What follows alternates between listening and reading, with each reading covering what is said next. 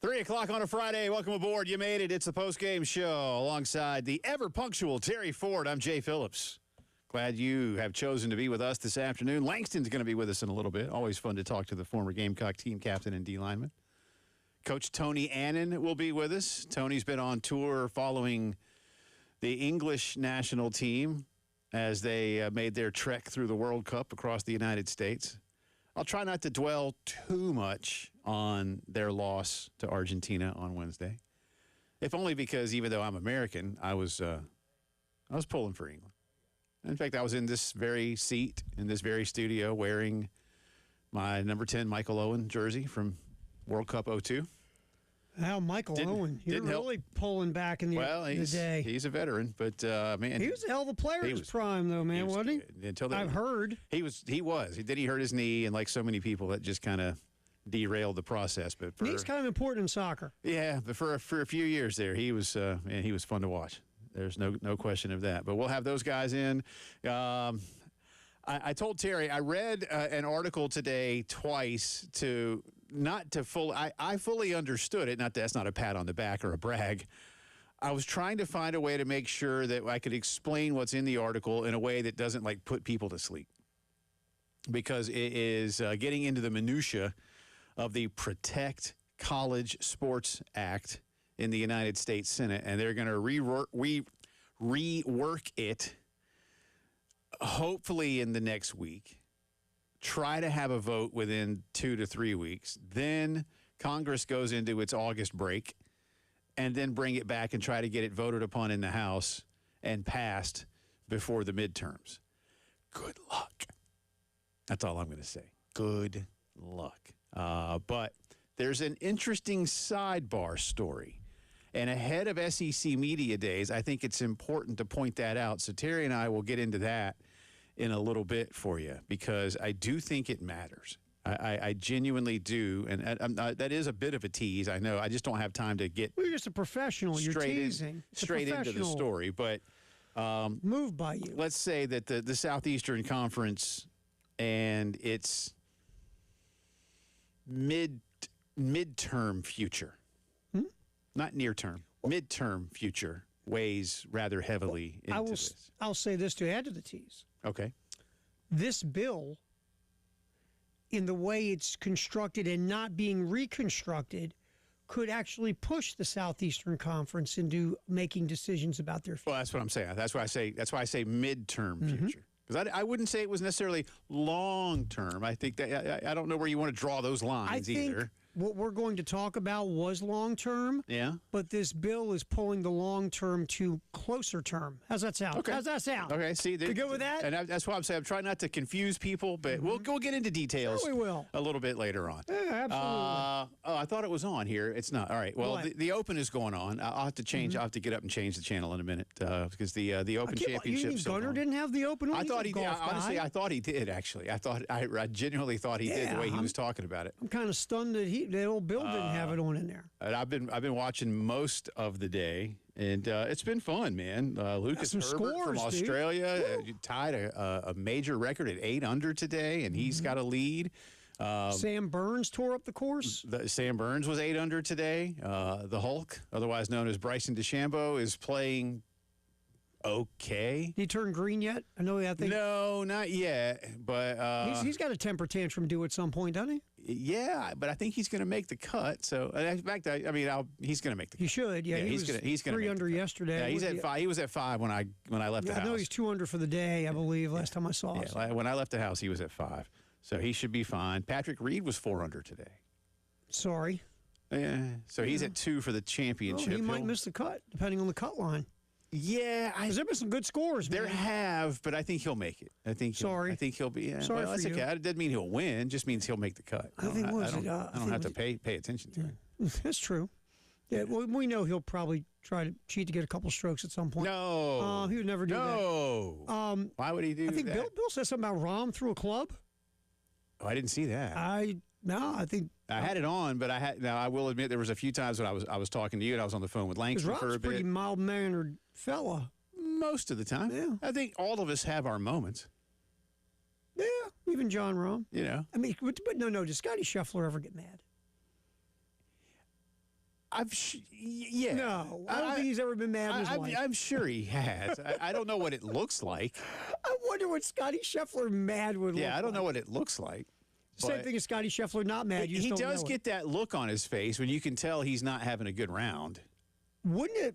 And again, because But like if some kid in the neighborhood is keeping him awake, or like like you talk about like the neighbor who uses the blower at 7 in the morning. on a Saturday. Yeah, like I don't know what that looks like. When that happens, you deserve a beating. Well, you deserve something. Something, man. Maybe turn the blower on you. I don't know. Something needs to be done to you. Sugar in the gas tank, Yeah. that kind of thing. Ready? Fish, And I'll try to fish do under this the as hood. kind as I can. Or this one, a bag of something lit on your porch. Yeah, that seems more difficult these days. Yeah, not as easy with those light. Like you That have seems the more difficult. What is the thing like? Where, The ring cameras? The ring and all that, camera. the It's a little video, tougher. the doorbell cams. I'll tell you one that I'd heard of. Okay. From a neighborhood, not in my neighborhood. I'm sure. Yeah, I'm But a sure this has neighborhood- nothing to do with personal experience. No, not You at just all. heard about this. I heard about this from a friend of mine. Kinda a like guy who asking was- for a friend. You heard from a A friend. guy who did a blower at 7 a.m. in the morning, we'll just use that as an example, had his car Limburger cheesed. Yeah, that's good. That's good. Again, that's what I said. It's like a fish under the hood. Mm-hmm. Something like that, a little Limburger cheese action. There's a couple others I know of that happen when you accidentally left your door of your car unlocked that we won't go into right now. But You know what, man? You're gonna laugh at me. When I was younger, I had a convertible. It was a Pontiac Sunbird. oh, nice. Sunbird convertible. And Ain't bad. what I learned was to basically always leave it unlocked and don't leave anything in it. Because if I locked it, then somebody might try to cut the top True. to get in Very it. And then true. I got to replace the top, and it wasn't worth it. Like, it never happened, thank God. But, like, for like a deductible for your insurance, like, it wouldn't be worth it. I'd have to always replace the canvas top. So I just left it unlocked. And anything that was ever in there, You took out. I just took out. I you never never left had your it. stereo lifted like the old school days? Oh, where you had dude, the stereo? it was the AC Delco cassette nobody deck. wanted that thing. Nobody wants it. It was the one that came with the car. Wanted that. Yeah, believe me, I didn't upgrade. Dude, if some guy went in there and looked at it, they went, that ain't worth it. No, you're That not ain't taking worth that it. thing Yeah. out. You're not taking that out. And why would you? Now, Smart move. my by you. roommate he had a Toyota Corolla, but he did have, I forget which Jacked company up back stereo. there, but it was pretty nice. And I mean, good for him. He had a job and he paid for it. This is when we were in college, but I'm like, dude, this thing's gonna get taken out of this car, Absolutely. and like it's worth as much as your car, Oh, it's going to get ripped off. but it get never ripped did. off? No, it never did. Okay. It never He's did. lucky. But I just learned anyway. I learned to just leave my car, and now to this day, like the car I drive now, I leave it unlocked. It's just sort of been a habit of mine. I just don't leave anything of value in the car. Yeah. If you want to take the 35 cents I have In the cup in there, holder. just in case I ever have to use, if they still have a parking meter that takes coins, Right. then you know what, man? It's You yours. can have my 35 cents. yours, dude. And that quarter is probably from like the Reagan administration. It still works. Go drop it in the Ms. Pac-Man while you're at it. You right? know what? Yeah, but because I don't see you leaving your car unlocked where I grew up because you're not the type of guy to do anything where anybody wants to do something to your car because that's just not who you are. It's usually those kind of extra level things were saved for Richards, Okay. I know what you mean. and I'm guessing that people wouldn't target you because you don't go out of your way to be a Richard. But I don't go out now of my somebody way. might like open up and find it's unlocked and then go, well, that stereo sucks. I don't even want it and move on. Yeah. But anything next level to your car. Why does he have Neil Sedaka's greatest hits? Oh, I want that. My mom loves him. But anyway, so yeah, every now and then when you're, if you're the blower guy at 7 a.m., Yeah. don't leave your car unlocked. How's that sound? That's a good That's the idea. moral of good that idea. story. That's right. Couple of poll questions for you today. They're kind of related. SEC Media Day. I got two of them. So SEC Media Days begins on Monday. Which of these schools do you believe will be voted on by the media to win the conference title? This isn't necessarily, I'm kind of Phil stealing it here. This isn't, who do you think will win the SEC? I might do that later this summer. Right.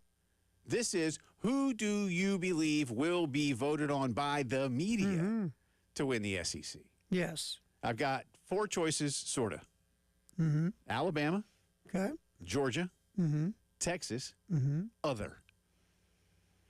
Now, I could have put LSU. I could have put A&M. No, I I think- could have even put Mississippi. I think Alabama and Texas had to be on there. And Bam, and Georgia. and you in put there. Bama. So I think Georgia and Texas need to be on there Absolutely.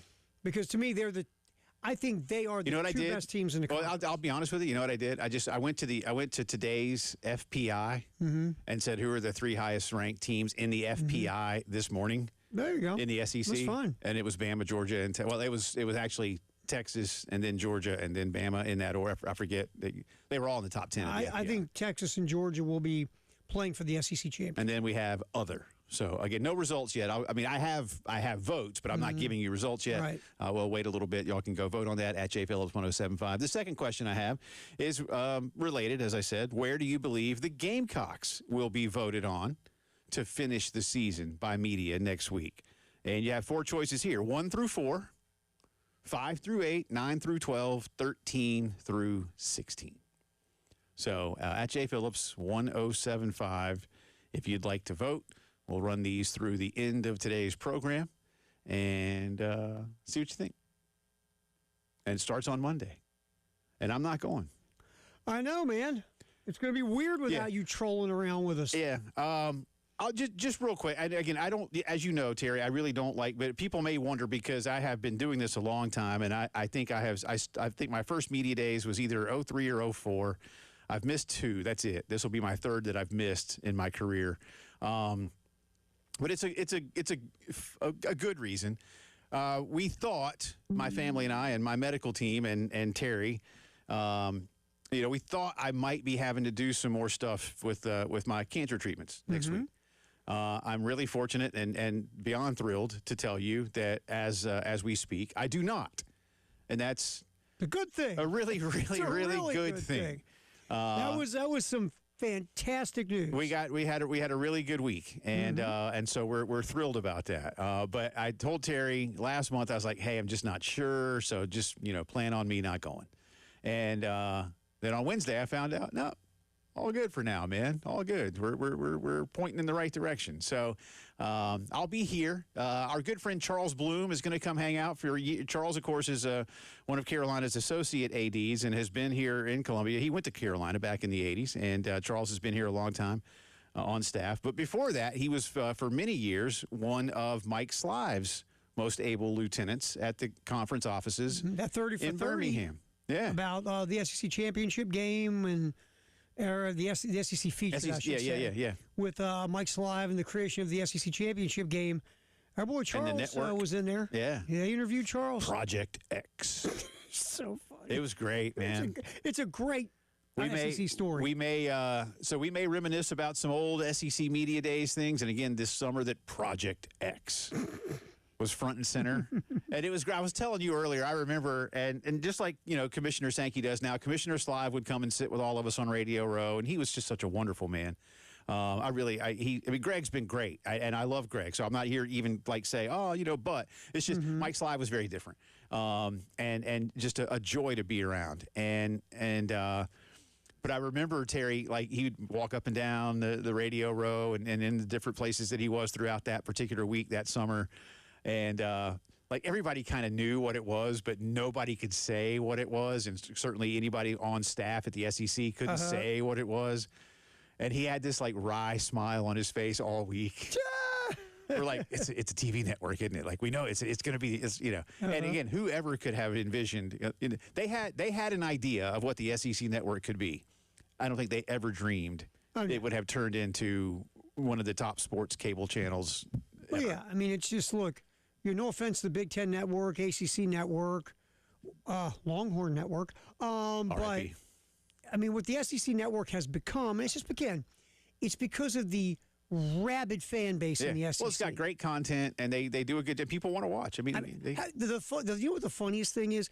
And again, I don't have the metrics in front of me, but I guarantee if you ask them what are they most surprised about, they're going to go that this gymnastics thing became a thing on Friday night. Friday night it's heights, huge I think numbers. They call it. Yeah, huge numbers. They probably went, man, we fell into that. Huge numbers. Of course, there's going to be some suit saying, I knew it all along. No, right. You didn't do it. No, they got it going on. The Friday night heights, the gymnastics thing has been something. Yeah.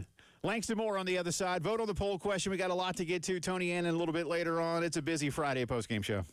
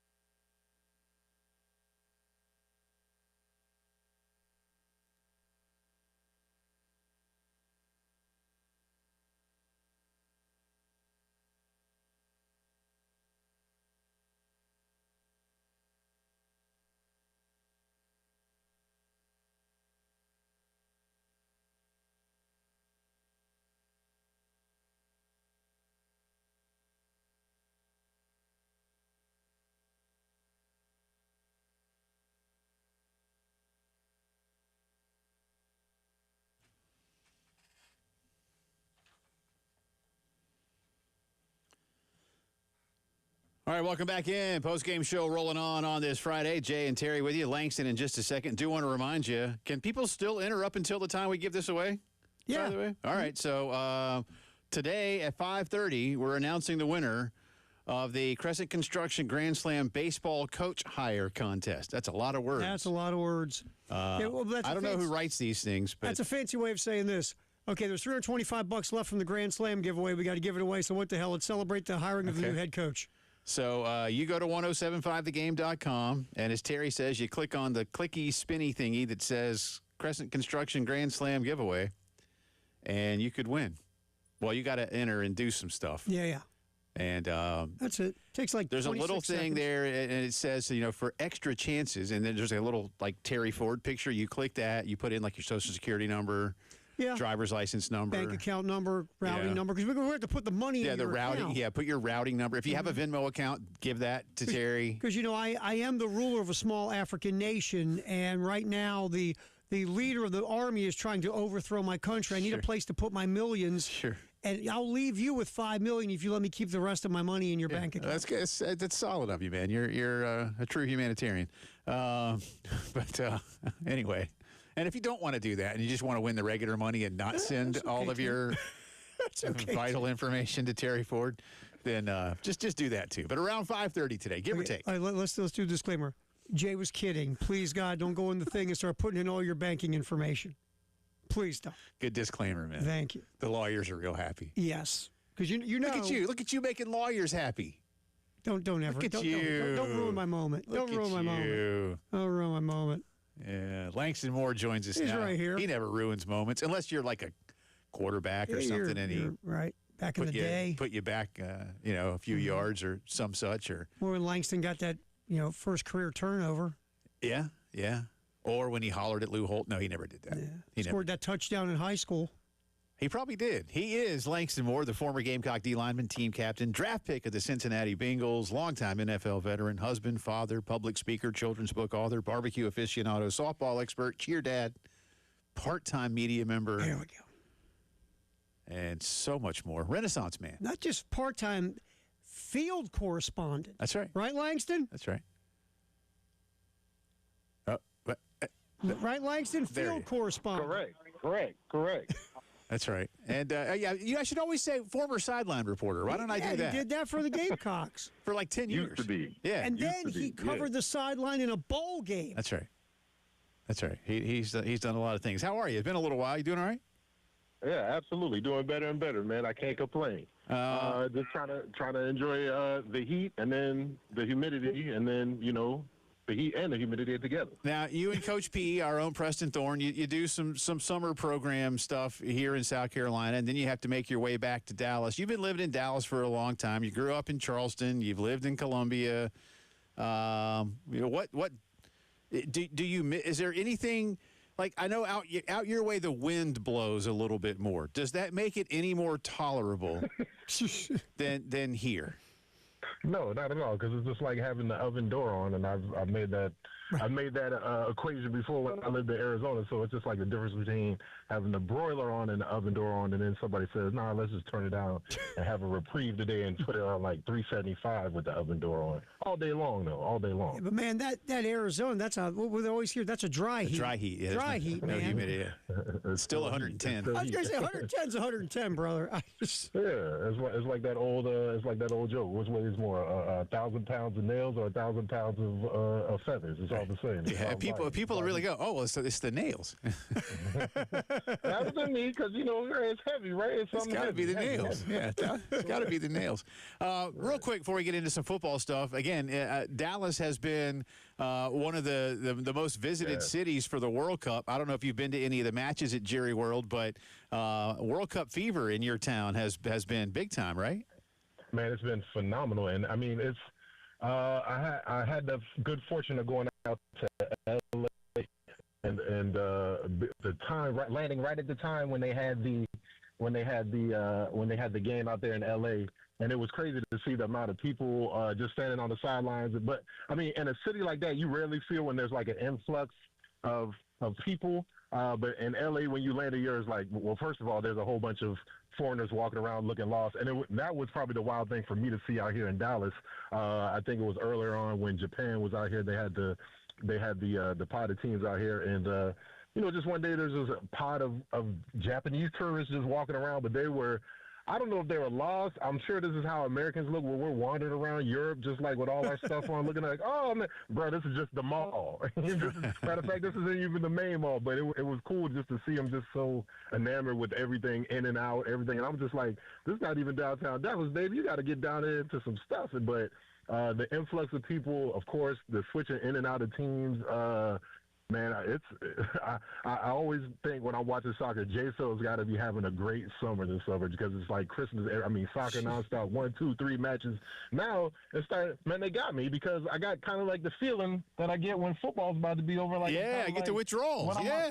So I'm like, thank goodness there's SEC Media Days and all this other stuff. That, real football American football coming back. Let me not play around because that's the one thing soccer showed this summer is like they have the stronghold. They have the stronghold. It's cool for us to kick and punt and do all those other little things, but man, soccer is still king number one for sure. I think globally on Sunday, I think over 1 billion people are expected to watch the World Cup final. That's it. How insane is that? Crazy. Think about that's crazy. All right, so we got a few minutes here. Then we'll come back with some more football stuff. But Gamecocks, once again, flying under the radar this season in a lot of people's minds. Here comes Kendall Briles to fix the offense.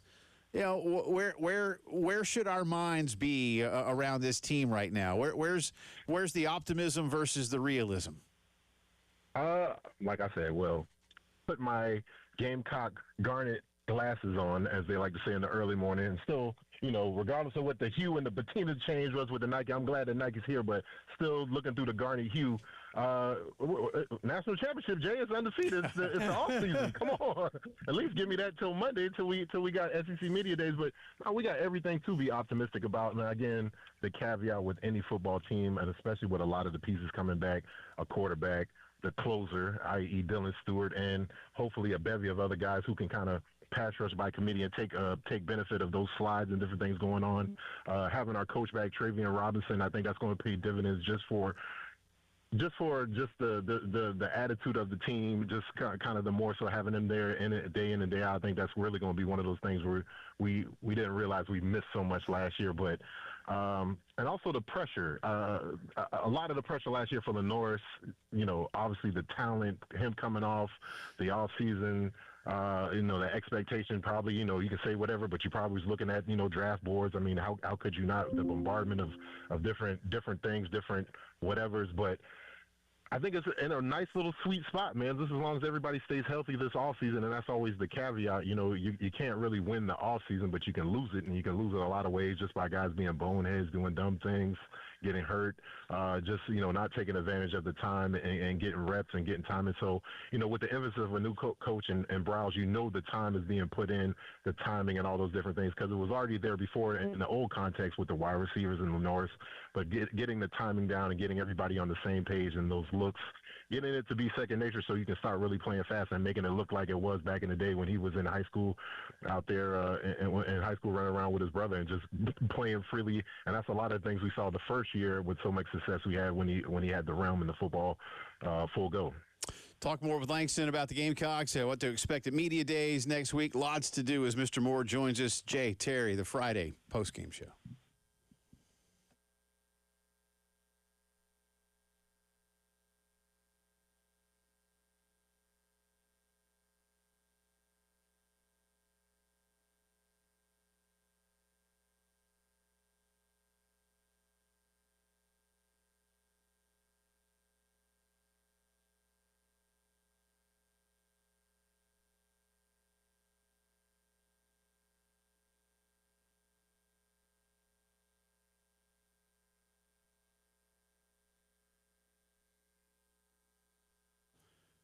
Talked to our good friend Michael Geddes at Integrated Media today, and he is gearing up, he and the staff at Integrated, for the football rush. Make sure you're part of that because now is a great time to call. And he let me know that maybe one of the busiest things they're doing right now is installing outdoor systems. So many people love these, and I'm telling you, You will too. Listen, I know it's hot outside. You might not want to be outside right now watching something, but most of the year at night, especially after work or on the weekends, you can be out there and enjoying it, whether it's, on the back porch, whether it's on your patio, maybe you have a pool deck, whatever.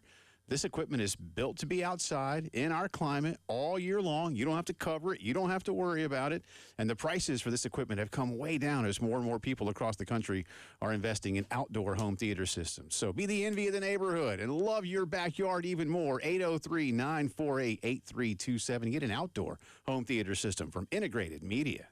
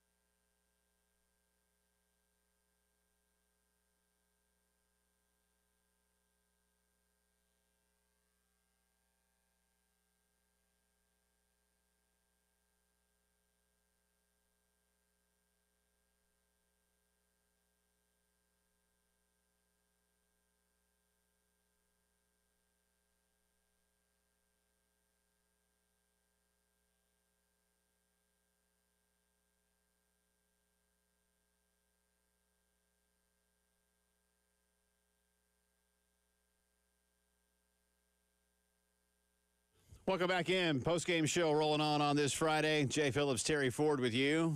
Golf fans, round 2 of the Open winding down. Bryson DeChambeau just a few minutes ago birdied 18. He's at 7 under, just one shot back of the lead at the halfway point. John Rahm just missed about a 5-footer for birdie. It would have taken him to 5 under par, so that was a tough miss on 18. Tommy Fleetwood just hit a par putt. So those guys are at 4. We're winding things down. Keep you updated on that. Love to see Tommy Fleetwood finally win, man. That'd be cool. He to get a major. He won the $10 million prize last year at the FedEx Cup, but that's not it's almost, I don't know, is that a major? I mean, if you win $10 million, yeah, it's true. I mean, you won $10 million, man. That's major check. But it's not a major trophy. We'll see. Langston Moore continuing to be with us here as we talk a little off-season football. We just mentioned, Gamecocks, national champs at this point. We'll see. No, I kidding, obviously, kidding. But hey, listen, they're undefeated. No, you're right, they're undefeated. But Langston, as we look at this continuing, and this is just, we look at this continuing story of, protect college sports and where kids are right now, and can this conference expand? Can this kid get paid? At what point, as somebody who used to be in a union and your deal was collectively bargained, at what point do you look at what's happening in college football and say, hey, dummies, just get together and collectively bargain this thing so we can stop all this constant nonsense? Yeah, and that's always where, like, logic and money and all of those things, and the great American poet Gordon Gekko, a fool in his money is lucky to meet in the first place. You know what I'm saying? And that's kind of so it comes down to this, in my opinion. And again, this is just I stayed at a Holiday Inn last night, but I didn't pay the bill. I invoiced it to 107.5. There's the haves and the have-nots. The have-nots and the guys who are making, like, I'm not getting those six-figure deals, but I'm still getting, a check with a comment in it, and it's, my scholarship and those things. So they're hearing things of the NIL. So you think about the kids at the Kansases of the world, or the Wake Forests of the world, that second tier offensive guard who may break through this year, may not. But so the point is, there's big disparities, and so that's where you got to really be careful when you start looking at the numbers and different things, because the guys at the top, and again, I was at a union myself where we had a lot of guys who put in work, but they still wanted to have their own damn quarterback union. They still are talking about having their own running back union, just because the money is way different. And thank goodness for player pool checks. Thank difference for things that fill in the gaps between the haves and the have-not, because the NFL is made up of more free agent and late round guys than it is for guys who are first rounders. And there's only 32 guys, but there's 22 guys that play on each side of the football. So again, the math just doesn't work out. So the point is, it's hard to come together, because there's a group of guys that's going to get a money grab. Think about Trinidad Chambers. He was a kid that was Division II, probably wasn't making anything, glad to have a scholarship, got the opportunity to Ole Miss, everything worked out great. Now he's at the pinnacle. I mean, making all the money in the world. He don't want no union. And again, he's going to be far gone by the time these things are put in place. But, his maximized free agency every year sounds great to a guy who's wanted, right? Mm-hmm. It's great if it's a seller's market and you got a bunch of houses, but if you ain't got nothing, you try to buy a house it's kind of tough. And I think that's probably one of the biggest things, because, you always think it's not going to be me. I sit here and laugh and tell the joke all the time. My wife could be a testament to this. I turn 45 very soon. God, it's like, who knew? But there was a time I was sitting in that NFL locker room and saying, man, I'll never get to 45. This 401, all this joint replacement, I don't care about none. HA help. And I don't care, but I'm glad somebody had enough sense to put it, like you said, dummy, they put something to the side for me, or at least help me handcuff myself so I didn't spend it all at Tootsie's or whatever. I figured out a way to have something poured into a pot that would pay me some benefits later on down the road. Because again, it's all about time and getting while the getting's good. But I think the biggest thing is getting the disparity between the haves and the have-not. The guys who are making a whole bunch, man, I don't want to settle and have the averages. I want to get as much as I can. I want to be free agency every year. The other guys is like, man, can we just at least get some certainty around this thing? Can I get some health care? And again, it's tough. We saw this thing up there with Northwestern. A lot of other smarter guys and dedicated guys have paved the way for me, so I benefit from a system that looks out for me. But it's not too long ago in 92 and 93 and 94. It sounds like the 1900s sounds ancient to a lot of folks, but those dudes paved the way for me and guys on the path behind me to live a very cool life after NFL, when all the football and all that stuff is done. But it's going to be hard as a college kid to come together and have consensus. And that's true. Now look at the flip side, because we all say you got to get something of a semblance of a CBA to get everybody to agree to rules to stay out of court. But that being said, Langston, and again, in professional sports, it's easy. You have a union and it's part of everything. And the ownership understands that there's benefits to them as well by being in all this. Who the hell's going to get together in the powers that be of college football, where everybody's looking out for themselves, Langston? Who's going to go, you know what, guys? we got to settle down and see what's good for the sport and put together some kind of CBA to get on a level playing field. Who's going to be that gladiator, man? Right, man, because, we in the NFL, man, we got to look out for the Brown family, man. We can't just Jesus, we cannot pay Peter Warrick and Chad Ochocinco. So let's at least get a player. Let's get something together. But in the NFL, it's all about, man, oil is up right now. I'm sure Texas A&M is like, we got money to spend. I don't know what y'all broke boys over there talking about in Ohio State or whatever they make their money Alumni Ways and West Virginia, whatever. So, the haves, like I said again, the powers that be that can pay, they don't want to pay, but this is the rules now. We have to, this is the cost for a quarterback now. Can we mitigate that a little bit? All right, they play around, but the haves, they ain't tripping. Let's go ahead and put on a new deck while everybody else down the street is trying to figure out how they're going to make their housing payments. There's a big difference. There's a big difference. And then, once you start clearing up that lot in that neighborhood, they're like, oh, man, they finally pushed the riffraff out. Let me go ahead and buy. And that's what you're seeing. A lot of people just sucking up, buying other players. And, again, we're just trying to keep the best that we can. And so it's all good as long as you're on that side of the fence. If you're talking, like I said, one of the best things that ever happened to us, 1992, God bless it. We got into the SEC a long time ago. They can't get rid of us now. Too late. But now we're talking about all this power conference and different things. We're already on the right side of the deal. It's just, can we maintain the status quo and pay these HOA fees that some of these neighborhoods that we want to play around in get really expensive after a while.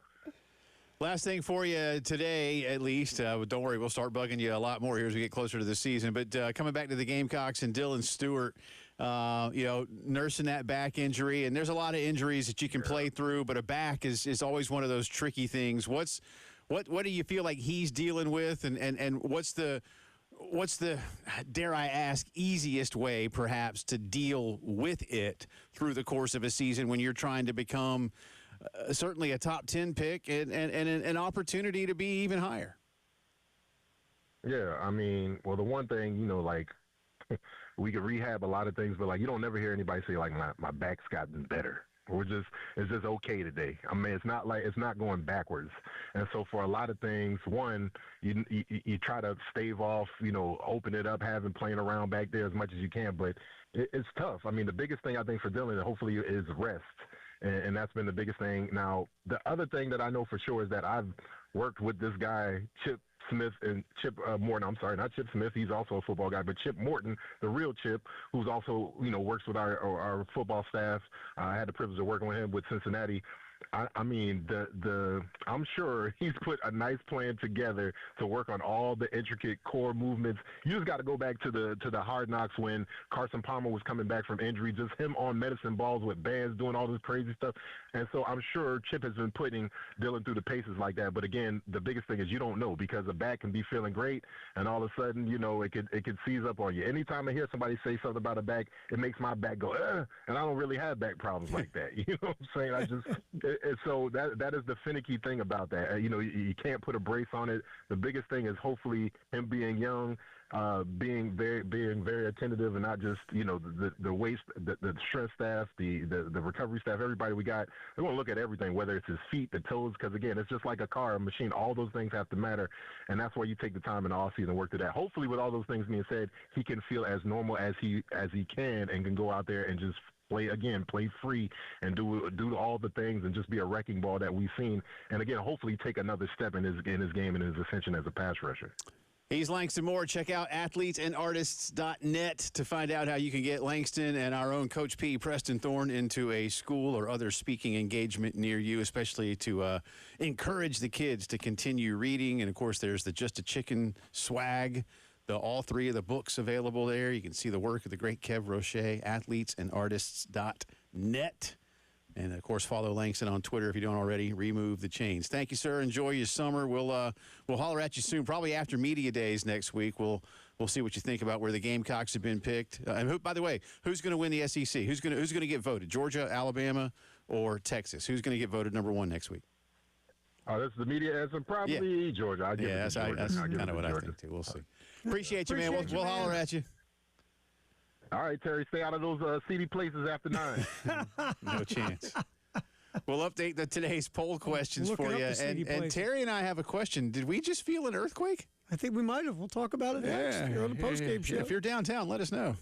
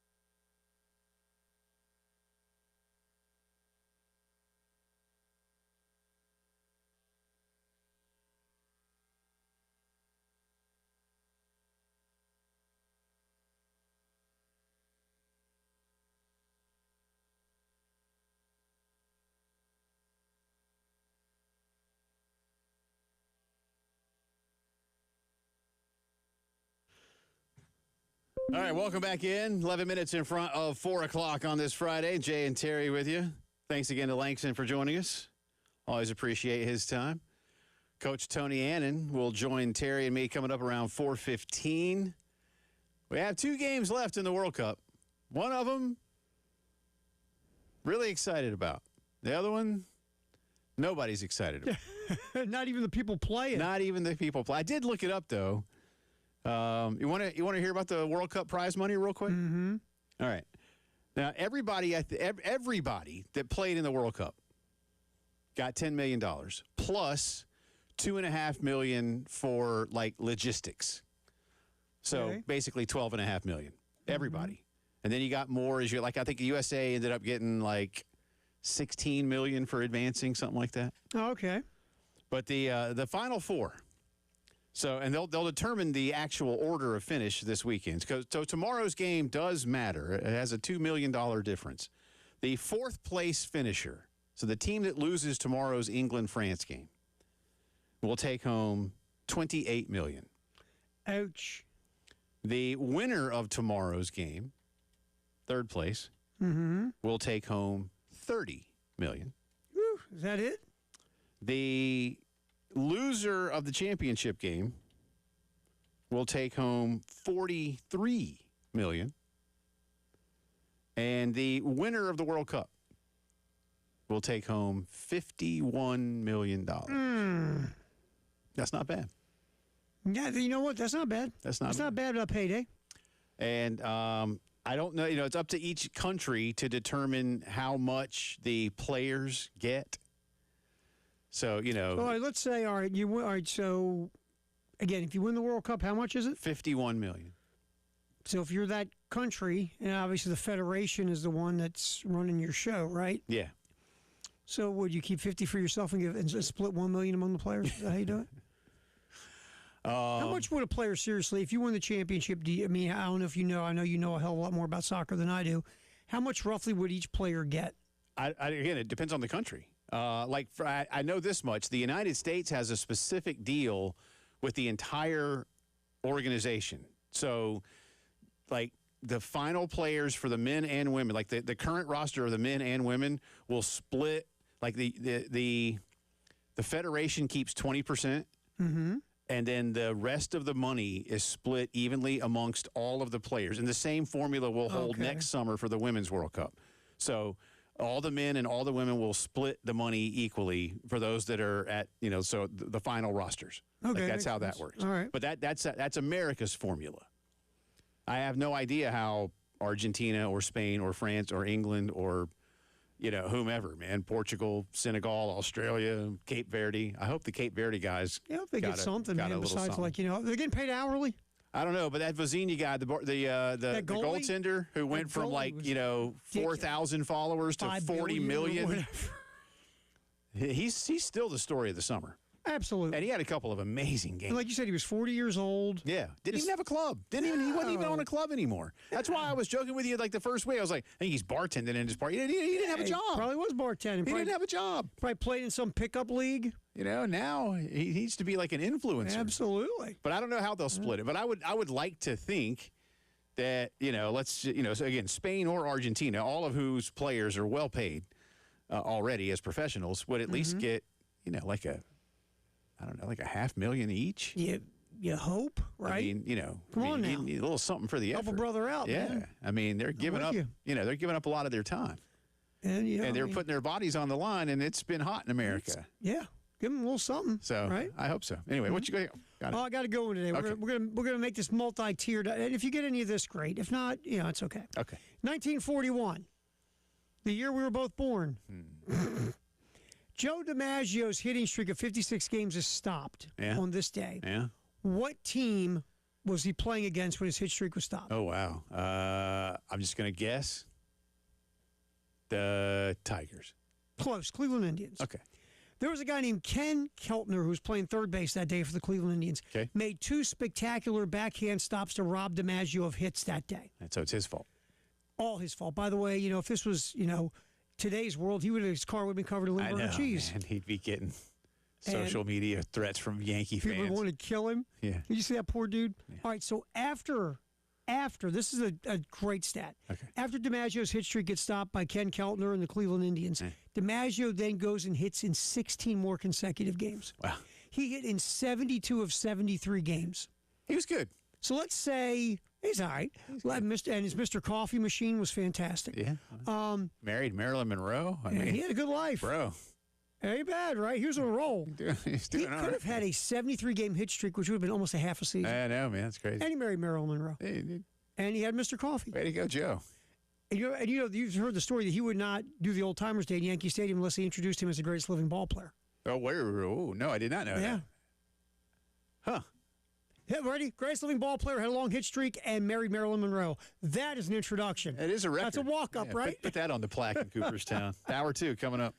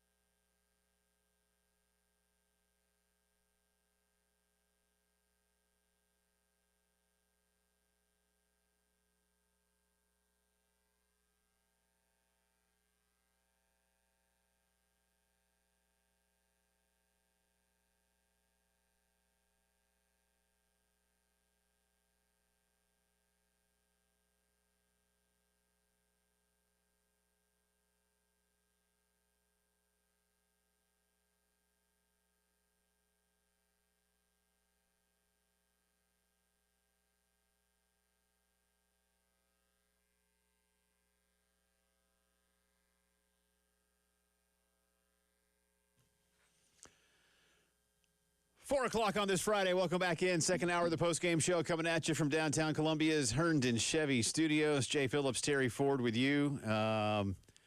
Again, I don't know if any of you that are working downtown. Now, our building is across the street from Trinity Cathedral, catty corner from the State House, and then across Sumter from the Supreme Court. So we're smack here in downtown Columbia. And while we were talking to Langston, Terry and I most assuredly felt a rather large, and I'm not going to say extended. I mean, it was a second or two, but it was, one of those thuds with it was a thing. With a little we looked shake. at each other at the same time. Like, you feel that? Yeah, we did. I'm trying to. So if anybody else around here felt that, let us know what you might have felt. I don't see anybody saying anything about it on Twitter.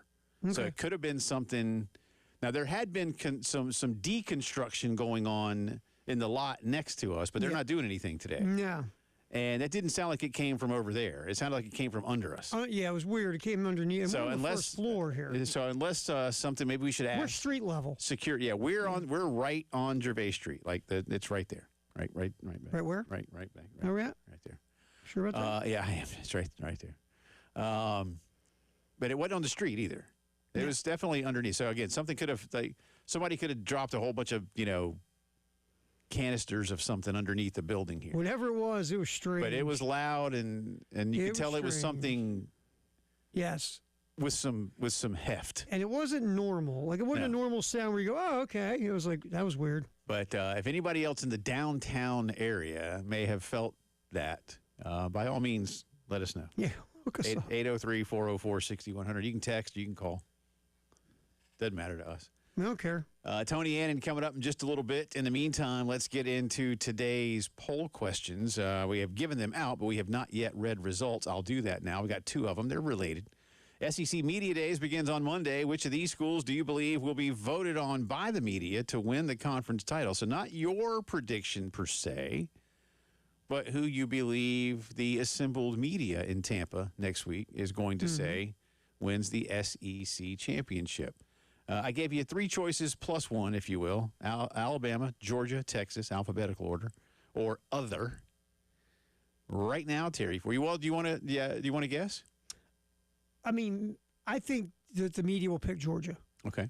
Because, again, the SEC media, they have their go-tos, right? Well, I mean, it's one of those things of like, well, I mean, pick them until there's somebody beats you, and Georgia keeps winning the SEC. But Texas, according to those of you who have voted, you believe will be picked. Now, if you ask me who I'm going to pick with my ballot, I'm picking Texas. I don't get a ballot this year. I'll get you one. I'll sneak you one. No, you can't. I'm not credentialed this year. Although I guess I do know enough people that I could probably get a vote. You know what? I really we just got you credentialed anyway because you're credentialed every year. Yeah. Right? Yeah. We should have just got you a credential because it's not like it costs us money. No, it's fine. I just thought of that. We should have just got you an honorary credential. If I really want to, I could probably call and get a vote. Yeah, you know what? After all these years, I think they would. They go. You go, Jay Phillips. Okay, Jim, right? Jim. I know enough. No, honestly, you've been doing this long enough where they might just go. You know what? What the hell, man? Have a vote. But I'm not going to worry about it. Texas, 54% of you think Texas will get voted number one next week. Georgia, 39.7%. Other at 6.3%. And if you did math in your head real quick, not one person believes Alabama is going to be voted number one. I don't think they should be. I get it. I figured somebody out there might say, "Oh, it'll be Bama," just because let me throw one at you real quick. Okay. Would you pick those three? They're the three highest in the ESPN FPI. That's why I picked those three. Will Alabama be picked third in the SEC when it's all said and done? Now again, it's Bama, and some folks vote to the brand. But I think A&M will probably be third. A&M, LSU. Maybe somebody. The assembled media, and I'm not picking on anybody, the assembled media collectively has a lot more faith in Texas A&M than I ever have had. I have more faith this year than typical because you and I always laugh at them every year. I don't know if I'm ready to pick them third in the SEC because, again, they have to do something about that Yell squad. But I could see, though, to your point, the media voting A&M, LSU because of Lane. Well, somebody will vote for A&M number one, and the way they'll tally it up, because when you know how it goes. At the end, here's how things vote. You line up in order, but then you have to pick a champion. You have to pick two people for the game, and then you pick a champion, and then that's how they'll figure it out. I mean, so a lot of people will pick A&M to make the title game. I won't. I could see that, but it'll be Georgia versus Texas. I think Georgia Texas is going to play for the championship. I just think unless they have catastrophic injuries, those are the two best teams in the SEC. And I think there is a wide enough margin between those two and the rest of the league. But yeah, LSU will get some love. Mississippi will get some love. A&M will get some love. I would think that'd be the only ones that get any kind of championship level. Yeah, I think those three are next. And then the next level, if you want to put Bama ahead of the next level, that's fine. Look, there are people. Phil Steele loves himself some Alabama. Well, they're loaded with talent. They got talent, but man, look, that defense is going to be fine. Their defense is going to be really good. But offensively, there's legit questions. That offensive line, they couldn't run block a cardboard cutout last year. They stopped even trying to run the ball late in the year, Jay, if you remember. Yeah. They have a big question mark at quarterback. The kid Russell has a ton of ability, but he's unproven. At wide receiver, Ryan Williams, is it Williams Coleman now? His name, he changed his name? Well, good, because Ryan Williams dropped a lot of passes. Maybe Ryan Williams Coleman will catch him this year. I mean, we saw him in the South Carolina game here drop a big pass in Gamecock territory. I think Alabama, despite DeBoer and Grubb and those guys in their high level of offensive rep, that offense is a gigantic question mark this year. I don't disagree. I feel like DeBoer, has ways of finding the right guys. There are a lot of people who, despite that, really like them this year. No, I think they're going to be okay. I'm one of them. I think they're a 9-win team. I think they're going to be okay. That's what I think. I don't think they're going to be 10, 11, 12 wins. I don't think they're going to be sniffing that altitude. But I can see DeBoer going 9-3. Yeah. And everybody in Tuscaloosa is screaming and yelling. Yeah. And then he gets a new contract again because some other team wants to talk to him. Add a year, absolutely. The second question is, where do you believe the Gamecocks will be voted on to finish the season by media next week? And 4 choices, 1 through 4, 5 through 8, 9 through 12, or 13 through 16. As we speak, 9 through 12 is the runaway winner at 57.7%. Wow. Where'd 5 through 8 get? That's third. Next is 13 through 16, 23.7. 5 through 8, 18.6. No one believes South Carolina will be amongst the top 4 next week. I would agree with that. Interesting. So no one has voted 1 through 4. So the last not even two, the most ardent Gamecock fans out there. Wow. Have voted that just for yucks. So the 2 lowest spots possible are the 2 that have been selected so far. Correct. Interesting. 9 through 12, we talked about that yesterday. You know, you look at Arkansas, Vanderbilt, Kentucky, and State, and you feel like that's probably your bottom 4, but I'm a little uncomfortable. I just don't know. Like Vandy, I think could be anything between 3-9 and 9-3. I just don't know. I mean, was Pavia that big of a difference maker? I mean, was he a difference maker? Without question. Is he the difference in them winning 9 or 10 games and losing 9 or 10 games? I don't know that yet. If he is, then Clark Lee maybe isn't as great a coach as we think he is. So I'm not sure on that one. And you and I were talking yesterday, you know, Auburn, Carolina, Florida all feel like they're looking mildly up at like Tennessee and Missouri. Yeah. Because Tennessee and Missouri have question marks. Yeah, and they do. And then there's the teams that we were just talking about that are going to be ahead of everybody else. It feels like that lump of 5 are going to be interesting. And you hit Missouri, Tennessee, South Carolina, Auburn, Florida. Yeah. You can make cases for them to make big jumps. You can make cases for them just kind of be You can make cases for them to tread water and not be much better. All of them, you can say, yeah, well, but, or you can go like this. Oh, they could surprise you, and here's how. Those 5 are going to be that's going to be something to watch this year. To see who breaks through. And Carolina sees Tennessee here in Columbia. It's the first time Carolina's played Tennessee in 3 years. Well, think about it. Think of those 5 teams: Missouri, Tennessee, Auburn, South Carolina, Florida. Mm-hmm. One team has a returning quarterback. Yeah, it's fair. And no one has a game wrecker or a potential game wrecker that South Carolina has in Dylan Stewart. Correct. The difference may be, do they have offensive lines that no matter what can protect their new quarterback or running backs? And that's where Carolina, I mean, listen, for all of this, that, and the other, South Carolina simply, and I'm not breaking news here, simply must get better on the offensive line. And I keep coming back to one of the things you and I talked about so much through last year. When it felt like you were amongst the bottom 10 in offensive line play in terms of the metrics. You don't have to be top 10. You don't have to be top 30. No. You just need to be like top 70. Yeah.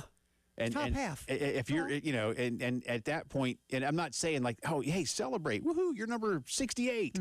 But compared to number 125. Remember Gamecock Central, that analytic breakdown of if the team is just below average on the offensive line, you got 2 or 3 more wins. Yeah. And last year, coming into last season, my biggest concern was the offensive line. I think the year before, my biggest concern was the offensive line. I think this year, again, the biggest concern is the offensive line because you feel like defensively they're going to be fine. Special teams, they'll be fine. Offensively, you have checked major boxes, especially with offensive coordinator. Once again, there's one question mark, the offensive line. Yeah, can you block? Can you block? Because if you can't, guess what? All this other fancy stuff. Well, that's what I keep saying. Man. I mean, like you and I mean, again, how many times last year? I don't care if you got Bill Walsh calling your plays. If the play blows up within a second and a half, it's a busted play. They're saying, Bill Walsh, John Elway at quarterback, Barry Sanders at running back, Jerry Rice at wide receiver. None of it matters if you can't block. If you can't block people. I mean, and it comes back again to this year. You've got to be able to just be able to hold your own on the offensive line. That's all you got to do. Nobody's saying Joe Moore's got to show up with a big trophy. Right. But just, the improvement there. So keep voting. We'll update the poll throughout the afternoon, and it'll run right till the end of today's show. Come back on the other side. Final weekend of the World Cup. Been a heck of a tournament. Tony Annan has seen a lot of it in person. He will preview not tomorrow's game. We may ask him real quick about tomorrow's game, but it's the Sunday final. See, what you're trying to do, I see what you're doing, Phillips. What's that? You're going to get a man who loves England, who's from England, who is passionate about his country and their soccer team, to get him to explode on the air from the radio. No. Because you saw me on Wednesday.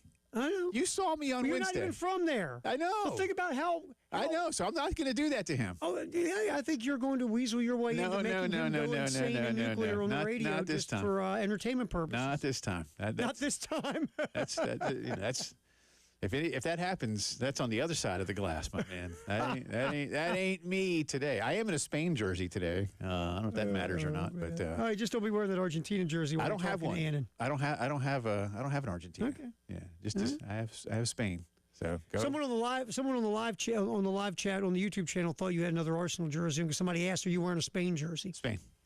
So you are. This is Spain from 2010, from the last time they won the World Cup. Last time they won. Yeah, there you go. All right, good deal. All right, Tony Annan next.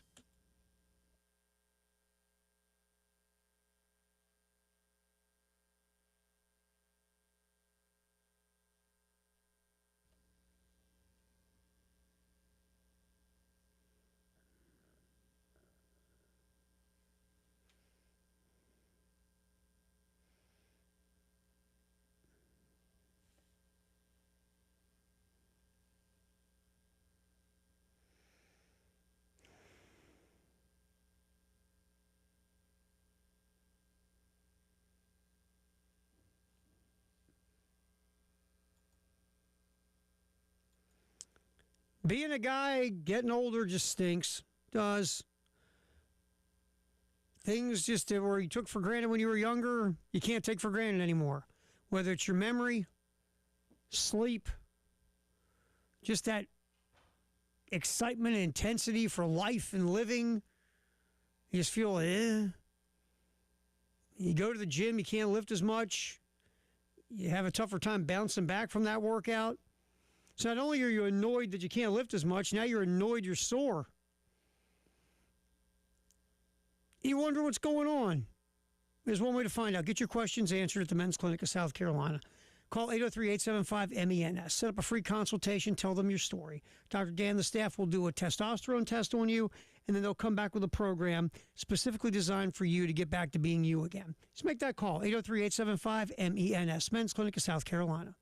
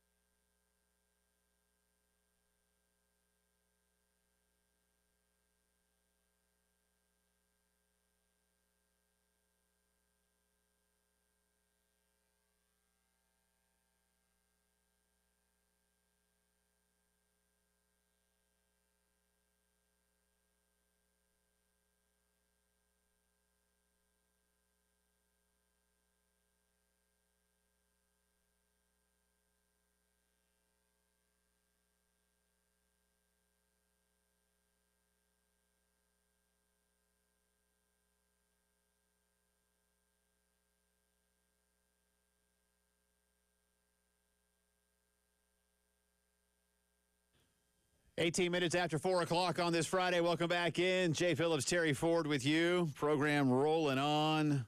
World Cup winding down this weekend. Third place game tomorrow down in Miami.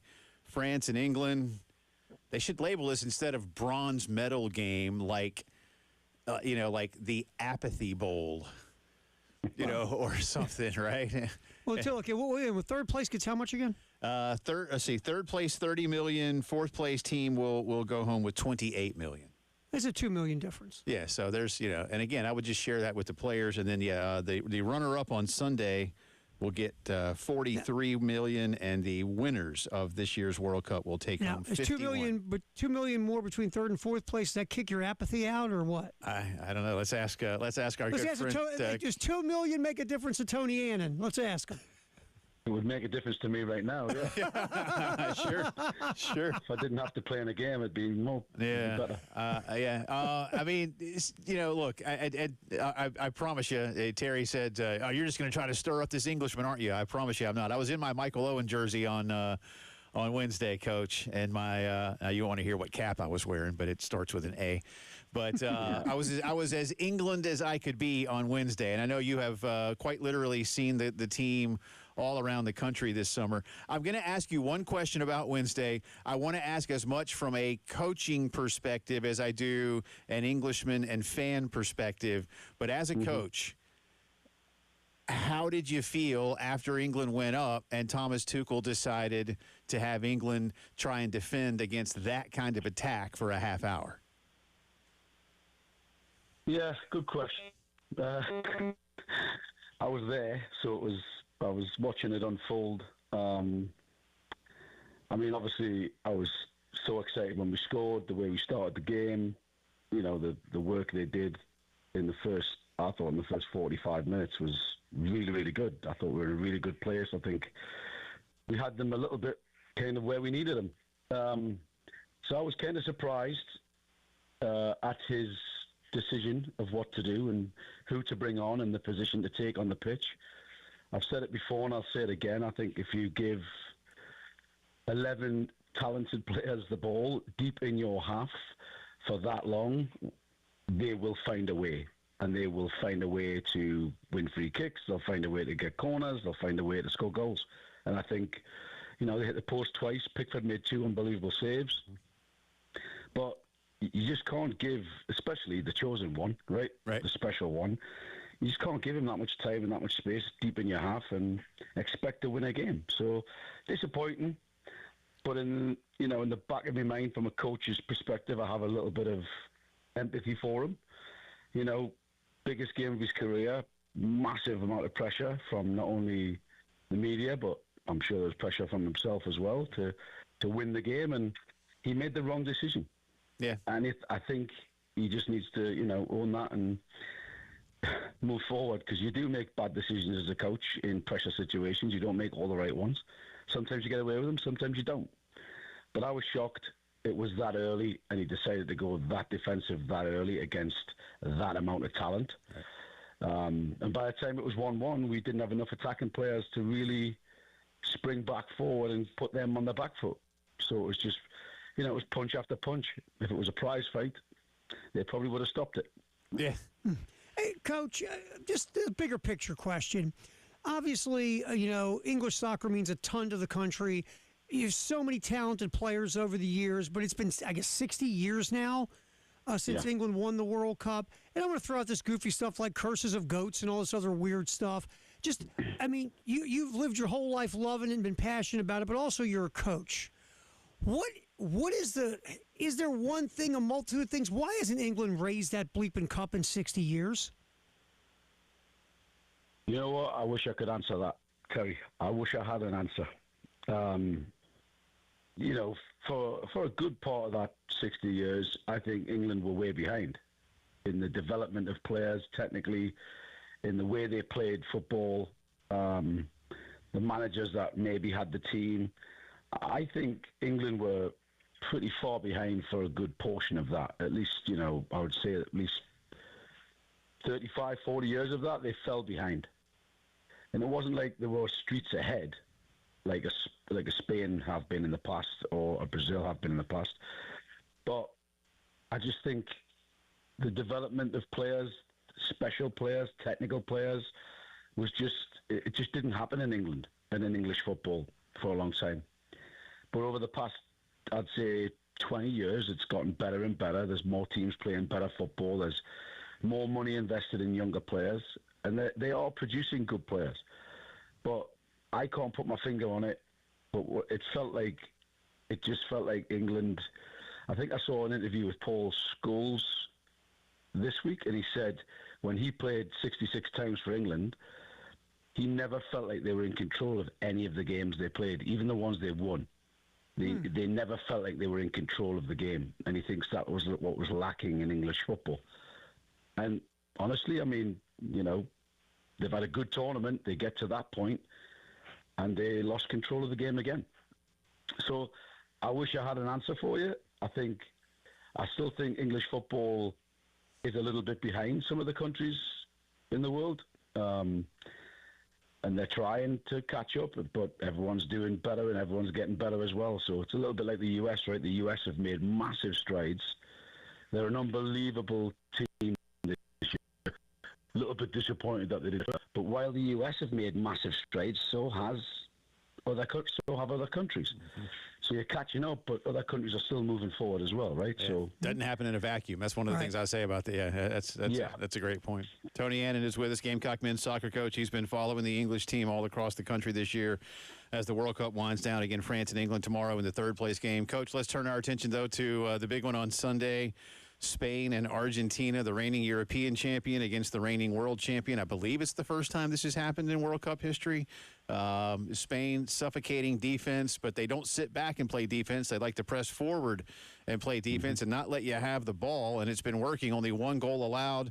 And then we have seen this Argentina team, much like we did, and you saw it in person on Wednesday, just find way. You know, that we in America, we have like a lot of, the cardiac kids, these last-minute, last gasp wins, and Argentina has several of them.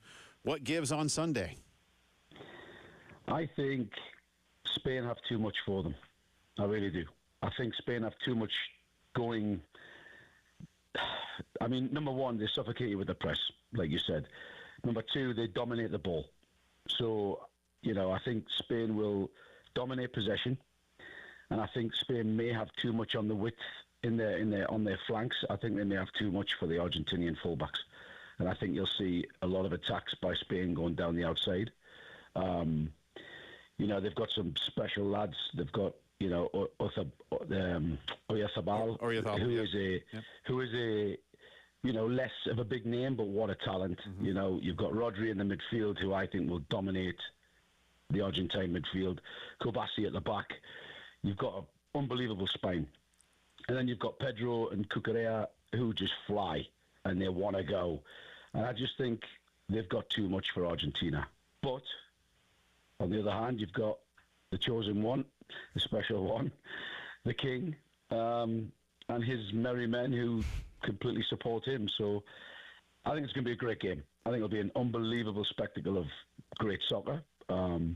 But I'm going with Spain. I think Spain will have too much. I don't disagree with you. Let me ask again from a coaching perspective: if you're Lionel Scaloni, the Argentinian manager, do you need to set up a game plan to try and score first, like get out there and be the aggressor in an attempt to thwart what Spain wants to do? I think so. I think that's the right thing to do. I think if it was me, I would be on the front foot from the get-go, trying to break down their back line. I mean, their back line is so in sync and it's so together. I think it's important that Argentina scores first if they want to win the game. Argentina are better at the dark arts. They'll foul a lot. They'll delay the game a lot. They can break the game up. They can stop the rhythm of the game if they want to. So I think if they do score first, they've got a chance to do that, which will frustrate Spain. But I think if Spain scores first, it'll be over. I just have a feeling Spain are too much for them. Yeah, I think they're such a fantastic team. And I was telling Terry the thing though about, and you mentioned Messi's merry men. I think a lot of people that don't follow the game as closely just think it's Messi and a collection of stiffs. But I mean, Lautaro Martinez, Alexis McAllister, Enzo Fernandez. Coach, as you well know, there's a lot of guys on that team that pull down $1 million a month. That's a good team, Argentina. Oh. Yeah, there's not one guy in that starting lineup that's not a soccer millionaire. There's no little players in that lineup. I mean, even Simeone's kid, who's a young lad, who's in the lineup, is a fantastic player. Juan Alvarez. They've got talent. Don't get me wrong. I just don't think they're as in sync as Spain are. I don't think they dominate teams the way Spain do. So, but again, like I said, you give the wee man a. Give the wee man a window. He's going to do something. He's going to find a way. It's been fun to watch them because Egypt, Cape Verde, pushed them to the absolute brink, and England, and they find a way. But I'm with you. I think Spain this time may just be a little too strong to come up to it. We shall see. Again, only one goal allowed by the Spanish club all summer long. Yeah. Coach, always appreciate it. Enjoy the games. Pulling for the Three Lions tomorrow, even if it doesn't mean a whole lot. So hopefully they'll at least get that one out of the way and enjoy it on Sunday. And we'll holler at you here soon. Appreciate you, Coach. Talk to you before your season starts for sure. Thank you now. Yeah, no worries. Thanks, guys. Thanks, Enjoy. Coach. Appreciate it. That's Tony Annan. He's been like following a jam band, man. He's been following England all around this summer. It's been great. All right, we got a lot more to do. Work in D.C. to try and get the SEC on board, and there's a plan B we'll discuss when the postgame show returns.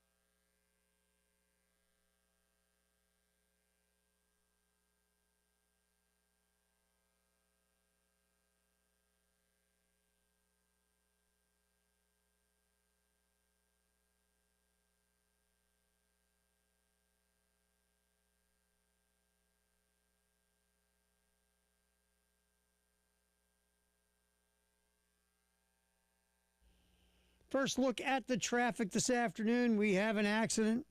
I-26 eastbound at US exit 120, US 21, exit 129. Left lane is blocked.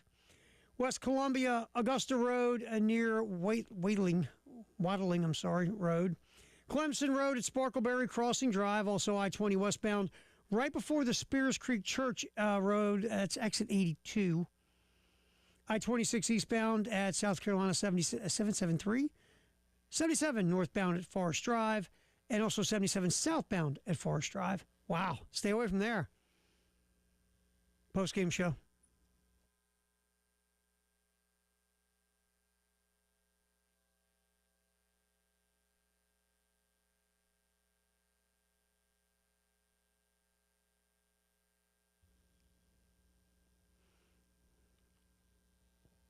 All right, welcome back in. Post-game show rolling on here.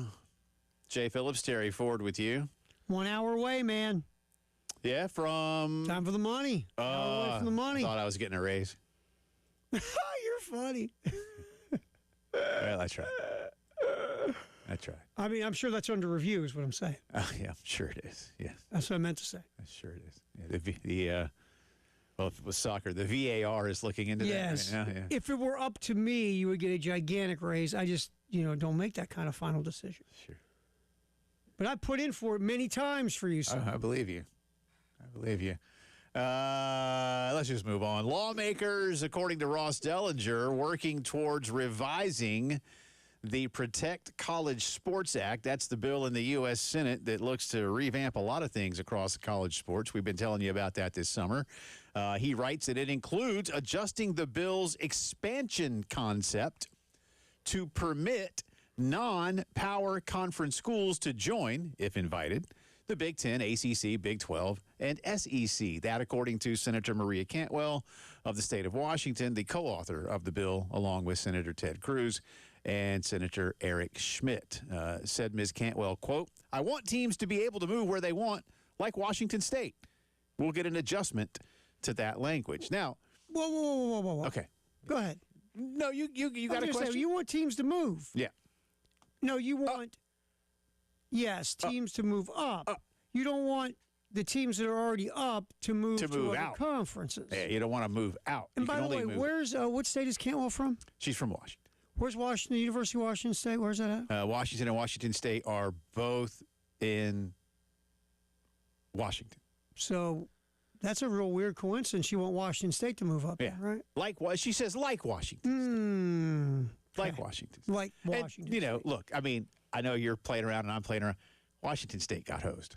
Oh, absolutely. So did Oregon State. They Yeah, both got they got host. hosed. Absolutely, they did. I mean, again, thank you, Kevin Warren. I was Killed the saying, Pac-12. Kevin and Georgie, nice work. They killed the Pac-12. And look, Pac-12 didn't need to die. no, they should be still around. Pac-12 didn't need the to idea die. that Southern Cal and UCLA and Washington and Oregon are in the Big Ten, and you got Cal and Stanford in the ACC. The ACC is the stupidest thing I've ever seen in my life. Pac-12 didn't need to die. No. The Pac, it just anyway. No, we get it. Yeah, my question about this is simple. Okay. You want a bill to pass. That's the goal of this thing. It is, yes. Passage of the bill is always the goal of the bill being written. You yes. and I have said how difficult this is in theory Just to watch begin Schoolhouse Rock. Yeah, I love it. I'm just a bill. Yeah, exactly. Yeah, I'm only a bill. But so to They get that, signed you, Bill. You're a law. so good. Yeah. Conjunction. Anyway, don't. We'll just do it all day. Point is, to get this through as difficult as it's going to be, you want the most powerful folks on your side. You would think, Okay, in college, unless you know you got enough to just beat back the power, which you they don't. Don't. And if you can read the room, you know you don't. Yeah, they don't. So in college football, Mm-hmm. is the power in the group of 6? No. Is the power in the ACC or the Big 12? No. Where's the power, Jay? In the SEC and Big Ten. And this bill, the way it's worded on two fronts, you can't, move conferences, and also with this, let's all do the TV money in one pot. What two conferences is this not in the best interest? The SEC and the Big Ten. So your guess would be, yes or no, that the two most powerful leagues in college football who you want on your side to help get a bill through, are they down with any of this? Not right now. And how smart is this? that's where we'll pick this up with Ross Dellinger, who says the bill's fate may depend on support from the SEC and Big Ten, contingent on revisions that lawmakers are exploring. Now, again, let me read verbatim. The original language of the provision froze power conference membership at its current state, rendering it impossible for those from the Football Bowl subdivision's mid-major 6 conferences to move upward. An impending change, Ross writes, to the provision will give those programs the ability for promotion, according to Cantwell and other lawmakers. In addition to that, the revision may provide flexibility for power conference programs to move to other power leagues, such as those in the ACC and Big 12, shifting to the SEC and Big 10. But those moves may only be made within a certain framework of parameters yet to be formalized. Now, one thing that is in this that's probably going to be good for everybody, the SEC and Big 10 have really been saying, hey, we want language in here that prevents private equity from coming in and promising certain schools gobs and gobs of money up front if they'll leave their conference and join some kind of, and I'm air quoting here, super league. This is different in that respect from those 2 conferences somehow, some way, maybe joining forces, not necessarily as one entity, but coming together with a common set of values and rules. Right. So that would be different than a super league where, and I'm not even going to name names so as not to do it, but that certain big state U's from both leagues don't just say later and then leave the rest behind. And you can get an idea if that was anywhere from 20 to 40 schools who is going to be most likely targeted for television purposes. Now, none of this has happened as of yet. They're working. They're probably going to work on this from what this article says. They're going to work through the weekend. Ted Cruz has said, he's the senator from Texas, Republican from Texas, he'd like to get a vote on this as early as next week. That seems unlikely, maybe the following week. And then the week after that, Congress goes into a 1-month summer recess. Yep.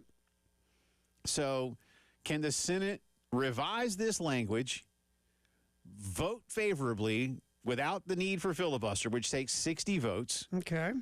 Again, you could pass this 51 to 49, but chances are pretty good that somebody who doesn't like it might filibuster, and then you don't pass it. Right. So you need to get the support of 60, and that's from what I've read, Terry. That's what they're trying to do with this. Is they're trying to muster 60 ahead of actually having it go to the floor for a vote. Because they know what's going to happen. They want to know in advance that we got 60 and we bypass the filibuster. If not, you're going to have to sweat through, but you know what's going to happen anyway. I mean, and again, I don't know if anybody, no one has publicly come out. Like sometimes senators will come out and say, I'm going to filibuster that thing. I just feel like nobody's done that yet, but it doesn't mean they won't. I just feel like there's a really good chance of that because, again, pick any type of state in the Big Ten or the SEC.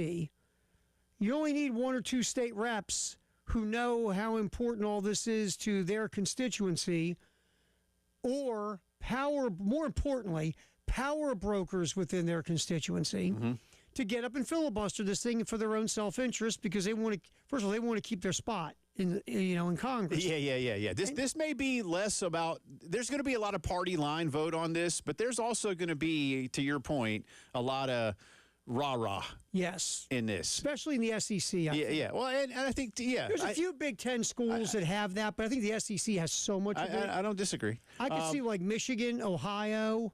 Yeah. States like that, maybe Pennsylvania. Yeah, and Michigan's a little more purple, and Pennsylvania's a little more purple, so you could get more of the, again, this is about big state U, not about the party lines. Exactly. So there's a way. Now, real quick here, the SEC is discussing a Plan B, and that Plan B has been discussed amongst ADs and presidents in the Southeastern Conference, and it would potentially see the SEC break away and do its own thing. Now, that's an absolute last resort. I would imagine, this is me talking now, this isn't in Ross Dellinger's piece. That's a little bit of a threat, but it's also pragmatic. You need to be ready for what's next. Don't get caught with your pants down. If this could really happen, you got to move before. You need a plan. Bill. Yes. You need a plan. And that plan may include at that point in time the movement of schools out of one conference Exactly. and into another. So, but the plan B has been discussed at the conference As it level, should. whatever that may look like. Unlike Project X from days of yore. All right, a World Cup update next.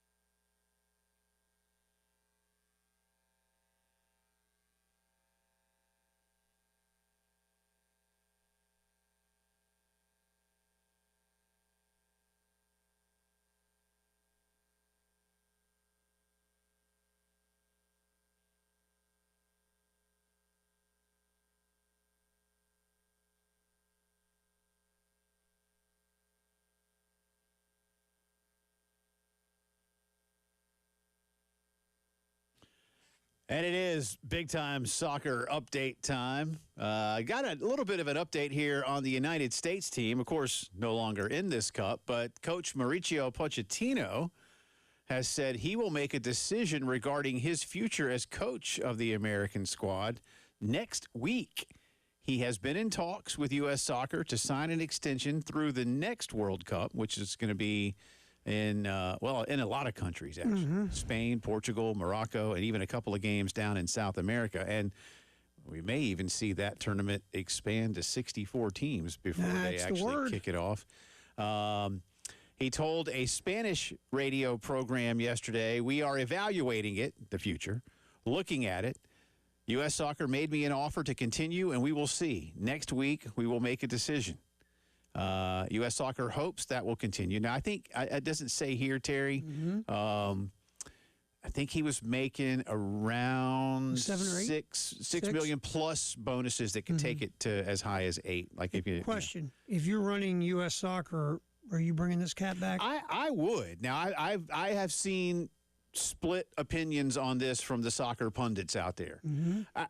For instance, Alexi Lalas, who I'm not a huge fan of, he's good on TV. Actually, his podcast is better than his television analysis, in my opinion, which is kind of weird because he's the same guy, but the podcast is a little more loose.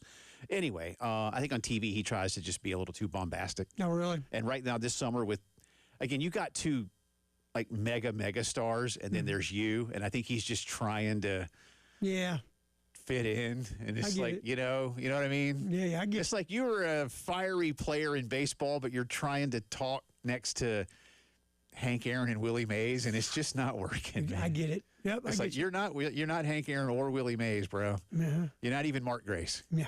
You know? You're not Willie Mays. I'm trying to figure out a player who, you're Mark Lemke. There we go. Okay. You're just an angry Mark Lemke, and you're trying to talk next to, I'll just say, even newer for new, you're trying to talk next to Ken Griffey and Chipper Jones, and it's just not working. There you go. It's just not working. I see where you're going there. Anyway, the split opinions on Mauricio. One of the things that Lexi said was, hey, he didn't do anything we haven't done. We always advance. Well, you won the first 2 games that you'd never done, and you did it without allowing a goal, which you'd never done. And the only reason you lost your third qualifier, if you will, your third opening round game, not qualifier, opening round game, is because you put in the B team. And Turkey had something to prove, and they came out and they beat you. Right. If you had played the A team, I think you win that game. I genuinely do.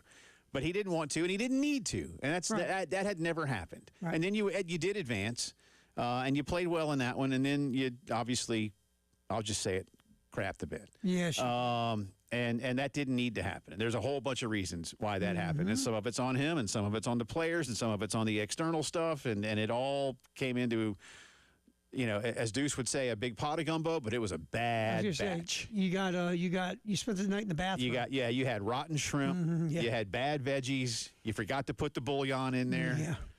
And you're like, this is supposed to be good? This is not good. Yeah. So I hope he comes back. I hope he comes back. I think not only that, I think what he's doing to oversee more of youth development is important. That's very important. I mean, he came up through the Argentinian system. He has seen the Spanish and English systems. He can blend those things into what America can do. Right. And I think it matters. Because, it's where it all starts. Yeah. It's where everything. We can't be identifying the kids that are going to play in the World Cup when they're 14. No, it's too late. Way too late. You need to be 8. Yep, and you got to find ways in this country to get as many of those you identify to continue on with soccer as they get older. Yeah. I mean, that's just the thing, man. And there's money in it. There's plenty of money in it. And you got to, you can get them to stick with you. Yeah. That's going to be huge. Anyway, we'll see on that one. That decision could come next week. But if you're asking me what I think he's going to do, I think he's going to move on. Okay. But I hope he stays. Tomorrow, England and France in the third place game. Again, I don't know who cares less about this game, England or France. They both wanted very much to win the World Cup. They are not going to. The winner of tomorrow's game takes home $30 million. That's as a federation, not the players. 30 million apiece. 28, or even 30 million to split among. I mean, I'd be doing it for that. Or 28 million for the fourth place team. Sunday, of course, is the big one. Argentina and Spain, 3:00 from New York City on Sunday. Spain is at plus 125 to Argentina's plus 250. So Spain does go in as a pretty good favorite in this Feels one. like they should be. Yeah, I'm not pulling against Argentina. I am today, for those watching on YouTube, wearing a throwback Spain jersey from the last time they won the World Cup in 2010. But if Argentina wins, I'll be really happy for Messi, man. I love Messi. He's awesome. He's great with everybody. And He held a young Lamar when he was a baby. I know, it's crazy. It's a weird story, It's isn't crazy. And then they both have become, Barcelona legends. We'll see what happens on Sunday. Headlines next.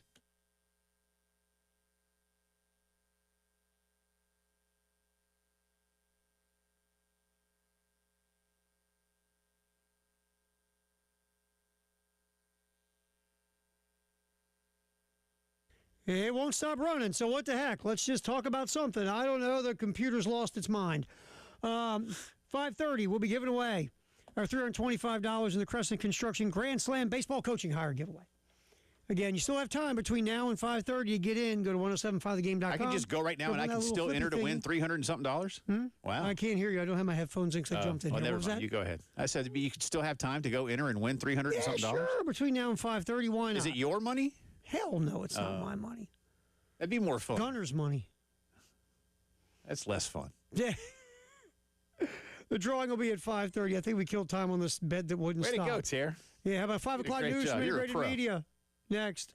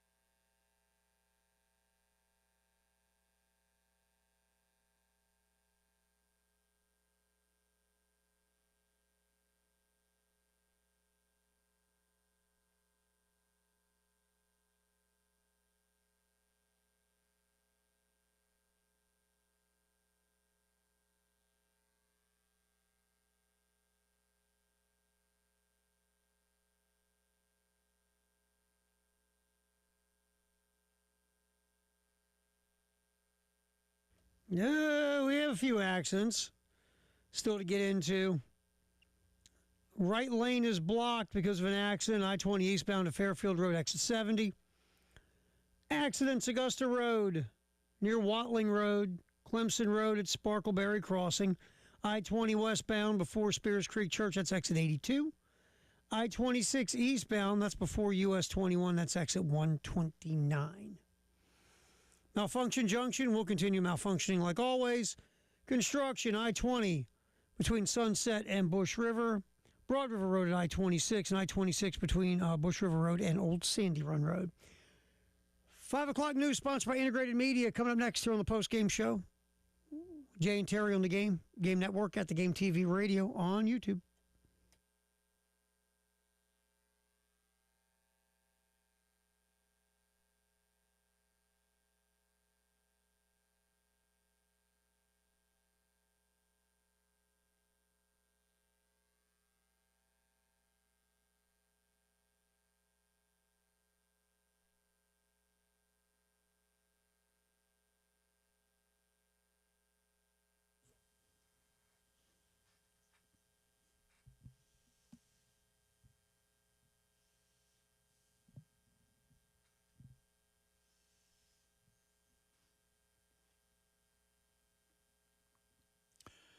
It is 5 o'clock news time on this Friday. It's also the final hour of the postgame show. Welcome back in alongside Terry Ford. I'm Jay Phillips. We start across the pond at Southport, England. Royal Birkdale, day 2 of the Open Championship. Saw some near record play.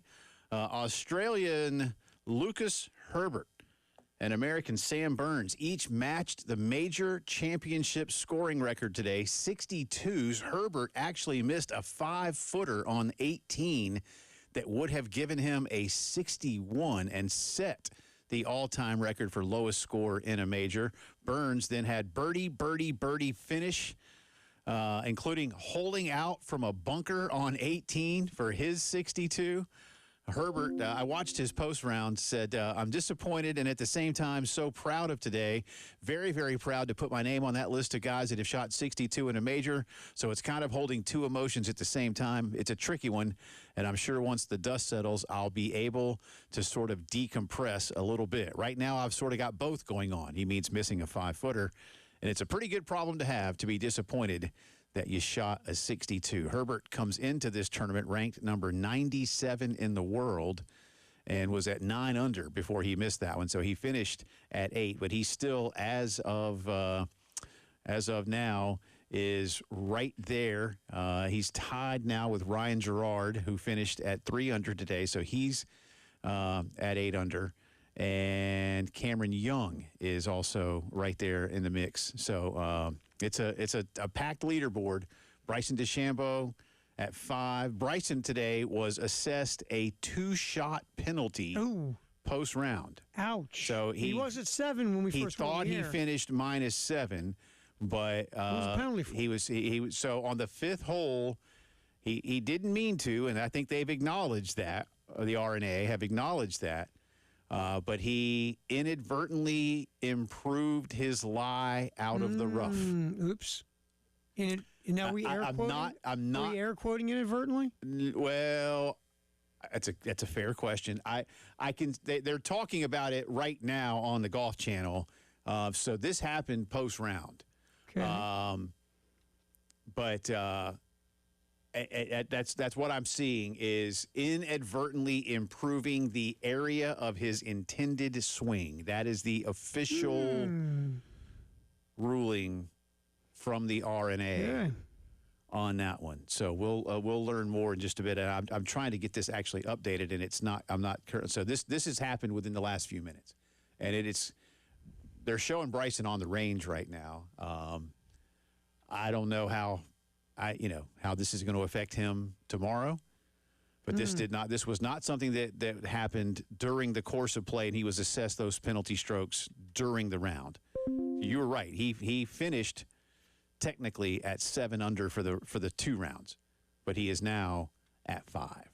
So that's a developing story across the pond. But Ryan Gerard, Lucas Herbert are your leaders right now at 8 under. Cam Young is right there. Jackson Suber at 6 as well. Siwoo Kim at 5. Sam Burns at 5. And then Tommy Fleetwood and John Rahm, Scotty Scheffler, Bud Cauley, Thomas Dietrich, Robert McIntyre, Francesco Molinari, which is just fun to say, former champion, all in a big group at 4 under. The cut line, by the way, +1. Some names that didn't make the cut. Real quick here. Cam Smith, Harris English, JT Poston, Billy Horschel, Sam Stevens, Justin Rose did not make the cut. Wyndham Clark, who had been playing well for a bit, obviously, and just won the U.S. Open, did not make the cut. Maverick McNeely did not make the cut. Joaquin Niemann from the Live Tour. Jason Day, and a bunch of others. Matt Fitzpatrick didn't make the cut. A lot of guys. Akshay Bhatia didn't make the cut. I love Akshay. He's fun to watch. Yeah. But anyway, there you go. So that's the Open Championship right now. But again, the developing story, Bryson DeChambeau, just a little bit ago, after his round was completed, assessed a 2-stroke penalty. Again, the word inadvertently improving the area of his intended swing. Can't do that. Can't do that. You can't really move stuff around. Not supposed to continue our integrated media headlines of the day. You're not supposed to tamper in college football, but Pittsburgh head coach Pitt Narduzzi.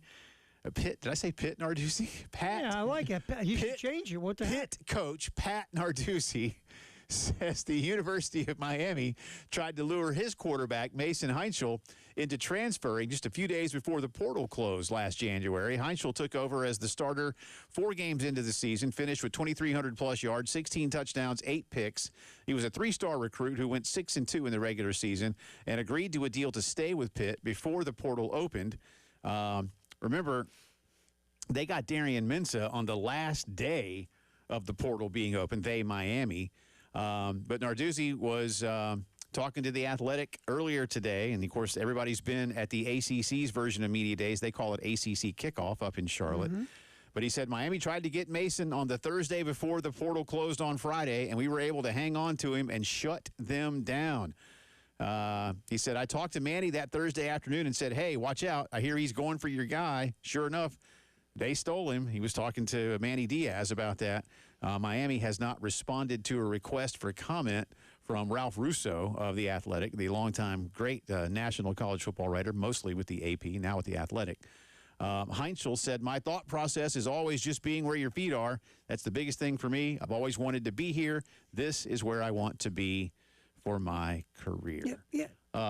Coaches are seemingly, Terry, less and less worried about coming out publicly and talking about tampering. Dabo obviously did it with the whole, Ole Miss situation, and Dabo went above and beyond. Pat maybe didn't go quite as hard into it as Dabo did, but nevertheless, to go public and name names. I think you do that when the tampering thing, while a player has already committed or signed a contract and you're still trying to get somebody when the portal's open. Yeah.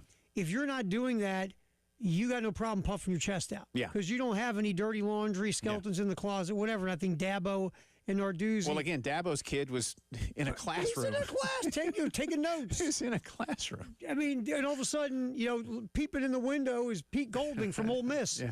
I think. They did just play the whataboutism card, remember? Right. Well, nobody's talking about LSU taking our guys. Yeah. Okay, bro. But wow, we're not talking about that right now. Yeah, that's not the story. Good try. Yeah. I think that, first of all, Narduzzi and Dabo, again, they're not to say they don't do anything, but they're not doing this. Everybody does something. Right. But they're not doing this particular thing, so they have no problem speaking out on it. Two thoughts here. The way to stop this is simple. If you sign during the portal, nobody can talk to you now. It's like you sign your letter of intent. Yeah, you're in. You're in. Yeah. If you sign. And that needs to be a two-way street. Yeah, absolutely. Yes, that's my point. Yeah. I mean, the kid's got to hold on to that, too. Like, don't be lured now, kid. Right. You signed a deal. Well, you've signed. It's over. I don't care how they're luring you. You're done. Yeah, yeah. That's what needs to happen. And I'm surprised that hasn't already happened. But again, we're talking about the NCAA. 2, again, I always say this kind of stuff. Where is the leadership? Where is Commissioner Phillips? No relation to you. No relation. Where is this guy? You've now got you've got a coach in the ACC, Mario Cristobal, twice now, very publicly, has been pretty much shown to be tampering. What are you doing? What are you doing there, Jim? You were the one babbling the other day about rules and following rules and all this. Yep. Well, okay, we can say it's not a rule and it's not, but do you want your coaches poaching players from your other coaches and all this kind of stuff? And this is going on in your conference. Last time I checked, Clemson, Miami, Duke, Pitt, all in the conference. They are. That's a great point. And yeah, Clemson's was by Ole Miss from the SEC, but still Clemson is screaming about being tampered with. Either advocate for them or punish them if they're doing it wrong. Jim, where are you at, man? Yeah, that's a fair question. What are you doing, brother? And I really do believe if you put a rule in place saying once you sign, you're done. I don't care how much time's left in the portal. Yeah. That will put an end to this type of tampering. But you know as good as I do, my man, there will never be no tampering. I don't want to say never. Russo writes that any recruiting of another school's athlete would be an NCAA violation. Some in college sports believe the tampering rules are outdated and should be revised to match the current transfer rules, which allow players to move without restriction. The NCAA's Division I cabinet is in the early stages of discussing a concept to create a legal tampering period. NFL has, I love that term because it's just my such an oxymoron. Where coaches or personnel staffers would be permitted to contact designated representatives of players on other teams. Coach Narduzzi, by the way, said he does not like the idea of legal tampering. He says they need to eliminate it. That's what he means, tampering, all tampering. He said it's not right. He said, I mean, would you want someone tampering with your wife before you get the divorce? Or let's say that you're married, you just got married. Isn't that why you're getting divorced a lot of times? Right. Because somebody was tampering? Right. Tampering can lead to divorce. Tampering. But if it's legal tampering, Jay. Yeah. Anyway, I was going to make it. Never mind. You know the guy that's interesting. This is Manny Diaz. He was asked about this, and he said, "Ready? You can decode this when I'm done." Okay. It's an unanswerable question because ultimately, when it came down to, and this is why it was never an issue for us, is you can only say what you can prove. So to me, it doesn't matter. And that's our issue, was never with any other school. The school was very consistent. Basically, that Darian Mensah had a contract, and he skated off to Miami. Yeah, and he did. What Diaz is saying is, A, we have to have, like, proof. B, well, we've done some tampering, too, so, our clause isn't really clean, so I'm not going to go after anybody else because, there might be something out there they can counter me with. Yeah. Just saying. Well, we'll see where that one ends, but good for Pat Narduzzi to again go public. I mean, it's again, if you feel like you should do that, because it's the fraternity doesn't always like that, but that's he's not alone anymore. But again, my question is, how hard did the NCAA come down on Ole Miss? They haven't yet, Terry. Okay, just checking. But they are looking into it. Are they looking into the whole thing with Miami and Mensa? Not that I know of. Yeah. I think that one got settled. So I think they're not worried about that one. Now, that one got settled. How do we put that? With monetary compensation. The people that take care of Darian Mensah said, we'll spend some cash to Duke and make this thing go away. And Duke said, okay, maybe a little bit more than your initial offer. Yeah. But if you go a little bit higher, we're good. We can be bought. Yeah. And they were. There you go. Yeah, hell, I can be bought. That's all it takes. I got bills to pay. Finally, the Atlanta Braves get back at it tonight. As I did yesterday, I never did say go Mets. Yeah, it kind of did. But the Mets did win last night in Philadelphia. So the Braves go into their second half, if you will, although the second half of the season actually was like 2 weeks ago. Yeah, by the math. I mean, right now you're 90 games. Yeah, you're 95 games, actually. I think Braves are 55 and 40. The Rangers are in Atlanta this weekend. It's a pretty good pitching matchup tonight. Chris Sale goes for the Braves, and Cal Quantrill will be on the hill for the Texas/Dallas Rangers. Cal is 3-1 with a 3.11. Sale 9-6 with a 2.20, 7:15 first pitch. Braves, according to the ESPN computer, have a 77% chance to win tonight. Mets and Phillies go at it again as well. So, again, Braves, 2.5 game lead in the East. Still in first. Here. What matters? 2.5 up. And you know what? No matter what happens tonight, they'll still be in first tomorrow. After the weekend, I can't necessarily guarantee. You don't know what's going to happen. Yeah, but I'm trying.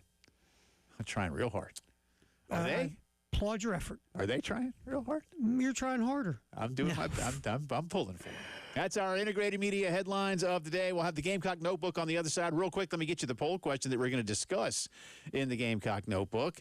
Where do you believe the Gamecocks will be voted on to finish the season by the media next week at SEC Media Days? 1 through 4, 5 through 8, 9 through 12, or 13 through 16. Got a few more votes since we last discussed this earlier in the show. And we'll get into that and more around the Gamecock appearance next week in Tampa.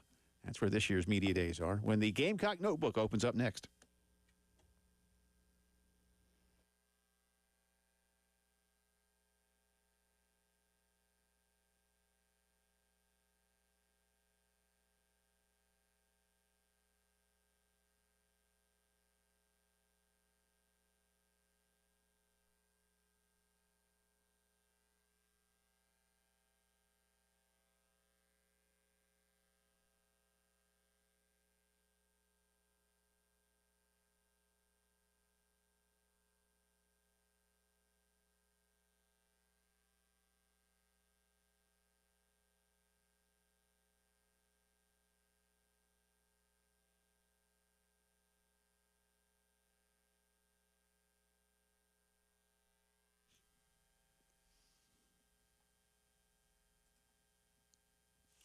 Oh, on a day like this, don't you just wish you could run right through the back door into the backyard and jump right in your pool, and then you realize you don't have one?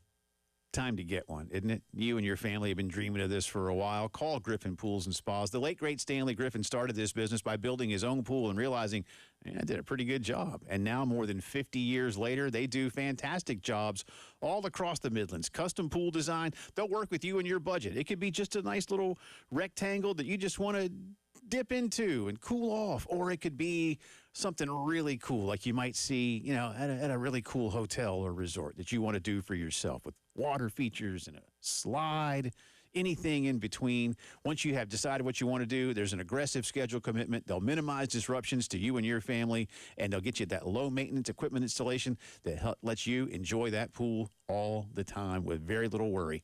Check them out online. Learn more at griffinpoolsandspas.com and invite Terry and me over.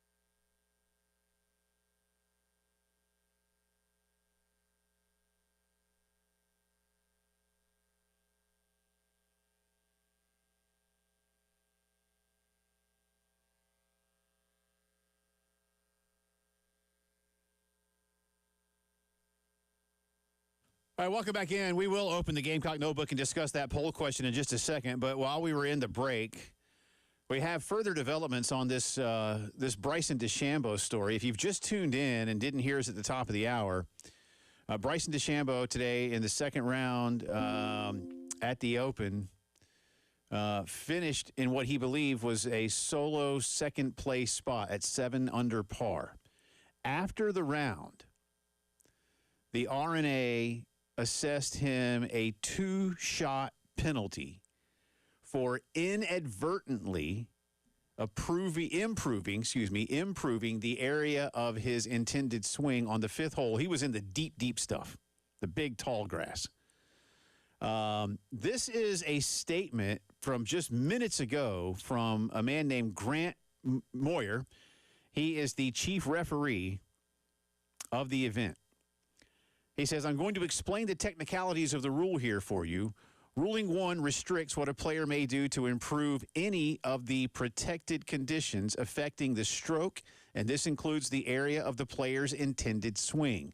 So an improvement means to alter one or more of the conditions affecting the stroke so that the player gains an advantage for the stroke. Now, I'll stress that this applies even when the action is accidental, as it was in Bryson's case. And basically what happened is Bryson had his ball in the deep rough. And again, way off the course, tall grass. And he addressed the ball and is looking at his target. And as many of you know that watch golf, Bryson likes to sit over the ball and look and wobble and look and wobble and then take a step back and look and think and then readdress and wobble. Adjust his pants. I mean, and it's been good to him. I'm not really here to criticize, other than I was joking with Coach McDonald yesterday. Dude can be a human rain delay. Sometimes, bro, just hit the ball. Anyway, I have now, Terry, in the interim, in the last couple of minutes, I watched what Golf Channel is showing, and what the R&A has seen, and he 100% tramples the grass behind the ball. Mm-hmm. Whether he means to do that or not, and I'll believe him. And his agent's already come out and said Bryson's a lot of things, but he's not a cheater. All right, the R&A, at least twice in this statement, is acknowledging that this is inadvertent and accidental. Mm-hmm, they're not right. saying he's a cheater. He picked the ball up, moved it, right? Or that he took a lawnmower and cut the grass, which would have been cool. Yeah. But that's against the rule. But you can't, and he did, and he clearly walked back behind the ball and stepped on really tall grass, and that would indeed allow the swing plane to have more freedom. Right, to get away from the how much, right. Look, how much doesn't matter. It's something that can't be done. Now, I'll say this even further. They just showed a video of Bryson talking with his coach and his agent, maybe his caddy, and he looks upset. I'm not saying he's crying, but he's not. It wasn't a look of anger. It was a look of like despair almost. I'm again not saying he's crying, but he said, and then he kind of just looked a little. I don't know what. I don't know what word I want to use, and said, "I'm not playing tomorrow." Then his agent has come out and said, well, we don't know yet. So it's some kind of protest. Look, you're still only 3 shots back with 36 holes to play. You got plenty of time to make up those 2 shots. I'm just going to say bleep happens in life. Mm-hmm. And again, okay, you didn't mean to. We got you. Mm-hmm. The R&A is saying to you, we understand you didn't mean to, but rules are rules. And again, it is. He did what they said. And when you do that and it's against the rules, you get penalized. Sometimes you break a rule by accident. Yeah, you didn't mean to, but you still did. But Reddy, if you don't play, grow up, bro. Yeah, but I mean, it isn't like this kept you from missing the cut. You are 2 back. Now what you should be saying is, now I'm even more determined to go win this tournament because they just took 2 strokes from me.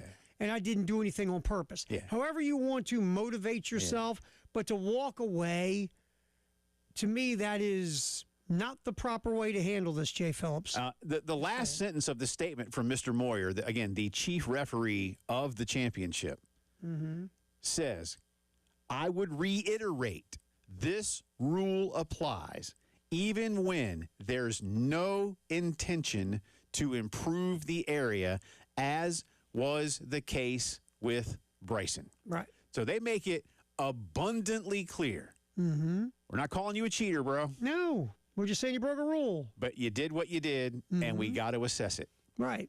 Because And again, let me say again, I watch a lot of golf. Mm-hmm. I just watched the Golf Channel video. It's like 30 seconds of it. It doesn't take long to realize, yeah, you did what they said. so you broke a rule. And rules are in there because everybody can say I didn't do it on purpose, Yeah. or you did it on purpose or not, right? Right. So the rule's a rule and it's in there. And if it's blatant on the video, take your 2-stroke penalty. Come on back tomorrow. You got 36 holes to make up 2 shots and maybe win this thing. Yeah. But don't pack up your gear and go like my son would when he was 8, when he wasn't getting his way to play with his Legos. And I got to tell you that I'm trying to be professional here. I genuinely am, because sometimes with me and a couple of different golfers, I get whatever because I'm in the opinion business as much as I'm in the objective business. But he did have a look on his face like a little kid who got told you can't have ice cream. Right. And I get it. I get you're upset. Being upset is in fact you should be. Here's the other part of this. The statement comes from his agent, manager, whoever, right? Right. His au pair. I don't know. Here's the thing. Somebody's got to be a grown-up in the room. And when he's pitching a fit, Yeah. you got to go Bryson. Yeah. Take a breath. Relax. Let's not put out any statements. Yeah. Let's get back in here tomorrow or tonight, and we'll reassess once we've calmed down. Take it a couple Jaeger bombs, and let's get this thing together, right? I mean, you're 3 shots back with 36 to play in a major. Yeah. So this is You're the in problem. great shape. You need a grown-up in the room to say we're not putting out any statements. Yeah, you're in great shape. Because the guy, the manager / agent puts out the statement. It's not Bryson walking up to a reporter from the Golf Channel saying I might not play tomorrow. Right. No, but they clearly had him on video. Yeah, this is a saying- statement being put out there that shouldn't have been put out there. Yeah, well, because you can see, because again, now you got NBC's cameras and the BBC's cameras and the Golf Channel and Sky Sports. They're all, because Bryson's a star. Yeah. So now that they know this and he's out on the range with all these people, all their cameras are like, Right. zoom in, zoom in, zoom in, zoom in. And So you can clearly read his lips, and he says, I'm not playing tomorrow. right. And again, the participant is emotional. You understand it. But the people around him have got to stop everything from getting worse, because now this is a bad sound And a bad look. the agent shouldn't put something out on Twitter that says he's not a cheater. No. Again, they're not calling him a cheater. No, No one said that. And you see it in the statement, but now you're trying to take hyperbole. You're flipping the script. And flipping the script around. Yeah. And that's not cool either. No, you just need to shut it down. Everybody, you need your guy to take a breath Again, bleep and then happens. move forward. Bleep yeah, happens. it does. And even putting this statement out makes you look. It Yeah. wouldn't put you in a very good light. I don't Just disagree. saying. But that's happening, and Bryson, for what it's worth, and it's now. I'm watching y'all. I got it live on the Golf Channel. It's dark finally now. It doesn't get dark till late over there this time of year because of the. I'm not going to get into all the science, but it's 10:30 at night. Just north of Liverpool, and he's still out on the range, and there's still a bunch of people around him. Well, he's in a mood. And he is, dude. He's in a mood. He is. You can just look at him and tell. But if this is a guy who's not playing tomorrow, then okay. Well, you feel like he's out there on the range. He's playing tomorrow. He just had to pitch a fit. Yeah. He'll get his fit out of the way, and then he'll be ready to go play tomorrow. And then he just gave one of his gloves to like one of the security guys and walked There off. you go. See, that's where we're at. All right. Well, we will get into both our poll questions as part of the drive around the SEC. I know that wasn't the Gamecock Notebook, but again, this is a big story developing at a huge tournament with a huge star. So needed to get that out there for you. And I don't think this story is finished yet. Nope. So we may have more before we get out of here at 6. Drive around the SEC is next.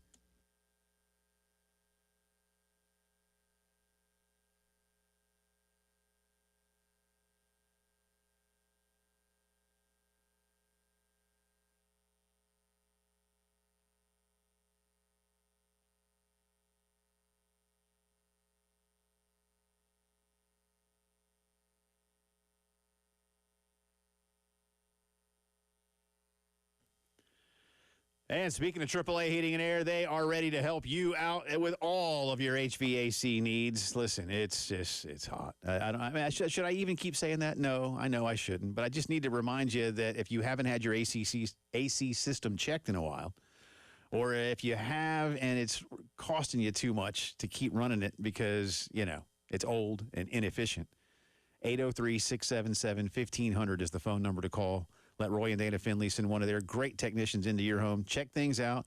Maybe you have a leak. Maybe you're running low on coolant. Maybe your ductwork needs a little bit of adjustment, and it'll help you out. Or maybe it's just time for that brand new system. If it is, then they'll hook you up with a $1,500 system buyback rebate and a 15-year parts and labor guarantee. We love the work they've done for us. We stay nice and comfortable all year long. And they're great people to work with. I'm telling you, 803-677-1500. Stay cool with AAA Heating and Air.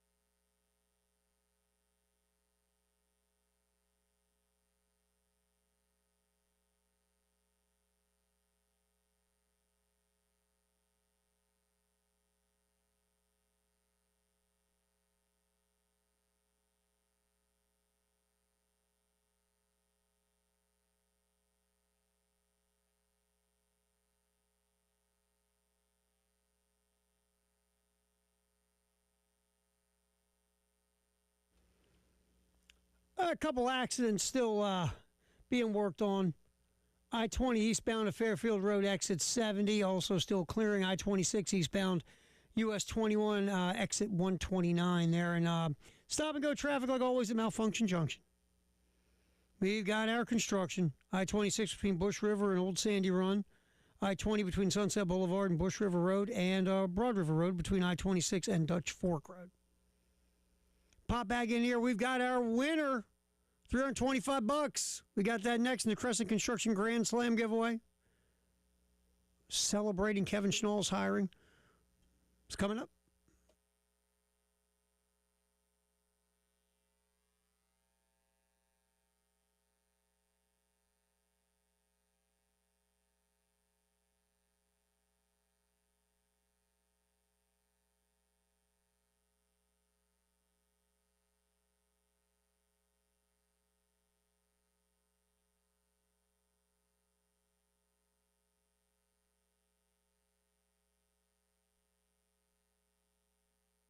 Oh, let's do a winner. You ready? I'm ready. Is it me? Let me read it. Jay Phillips. Woohoo! Forest Drive in Columbia. Well, something like that. Chris Marshall, close to you. Chris Marshall, Columbia. Chris, congratulations. $325. Chris Marshall, you're a winner. Our promotions guru, Jeannie, will reach out to you. You win $325. And you Split between you, Jay Phillips, and myself. You don't even have to take That's Terry it's out to the dinner. rules. It's in the rules. That's right. That's it. And, hey, Halls. Well, there goes that 325. God, It's man. worth it, though. Oh, It's worth it. you know it is, man. I went there, how many months ago now? I went. I'm going, man, this is good. Oh, no. This is just They know what's up. stupid good. They know what's up. Stupid good. So anyway, Chris Marshall, Columbia, thank you very much for jumping in, participating, listening, all that good stuff. You are the winner of the $325 in the Crescent Construction Grand Slam Baseball Coaching Hire Giveaway. I had somebody Money's gone.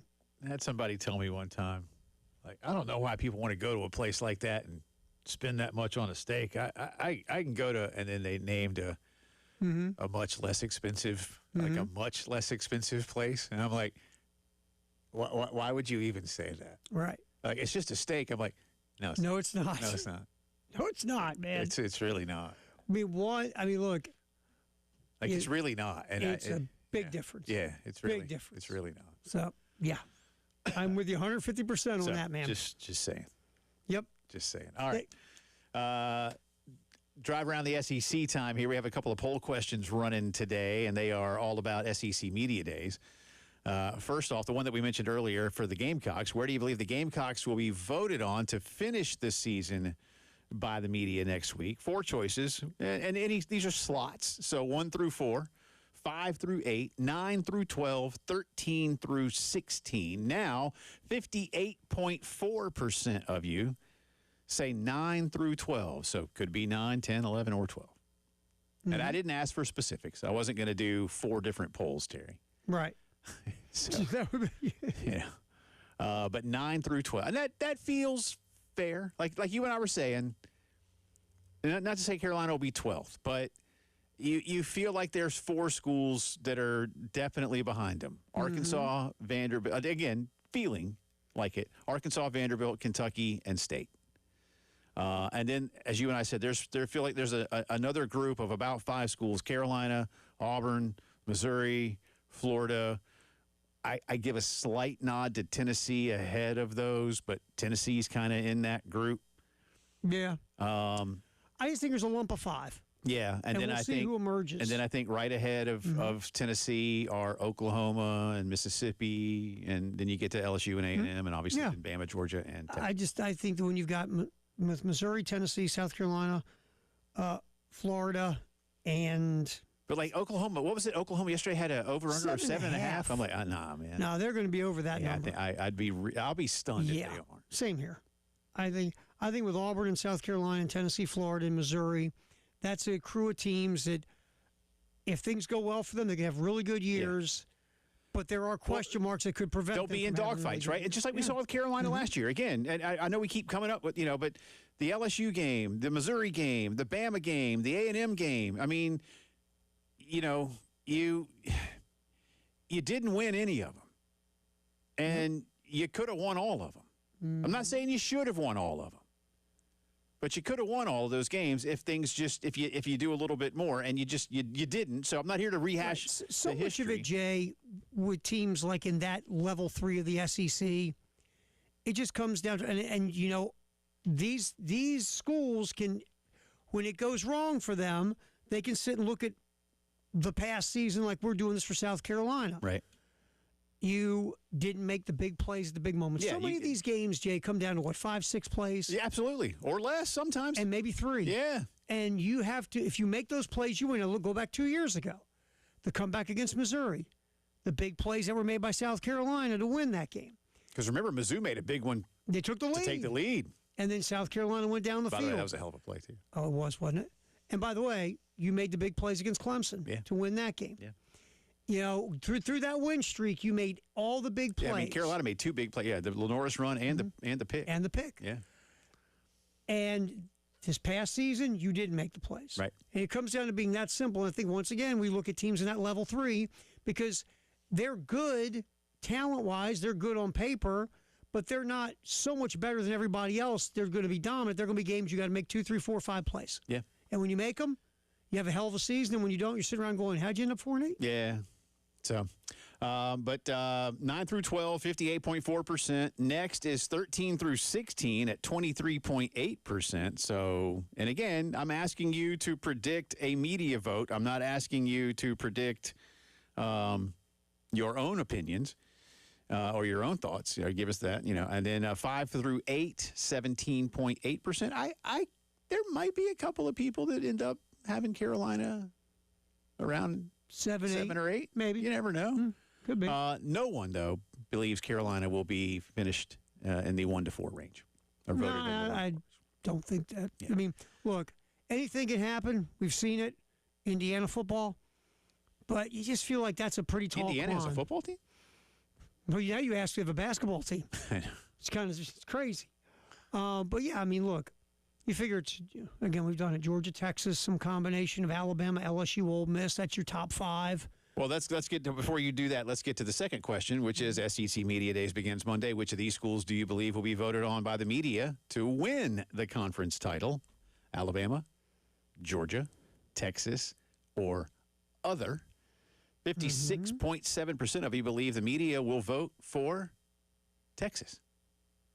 37.3% believe Georgia will get the nod. Nobody thinks Alabama is going to be voted number 1. I don't think they will. I would be, well, I shouldn't say surprised, but I don't think they'll be close to sniffing number 1. And 6%, and I asked you to leave a reply if you wanted to, 6% said others. So we got a few, we got 2 others. Well, sort of. Curtis said the media is all in on Texas. I hope they go 8 and 4. They might.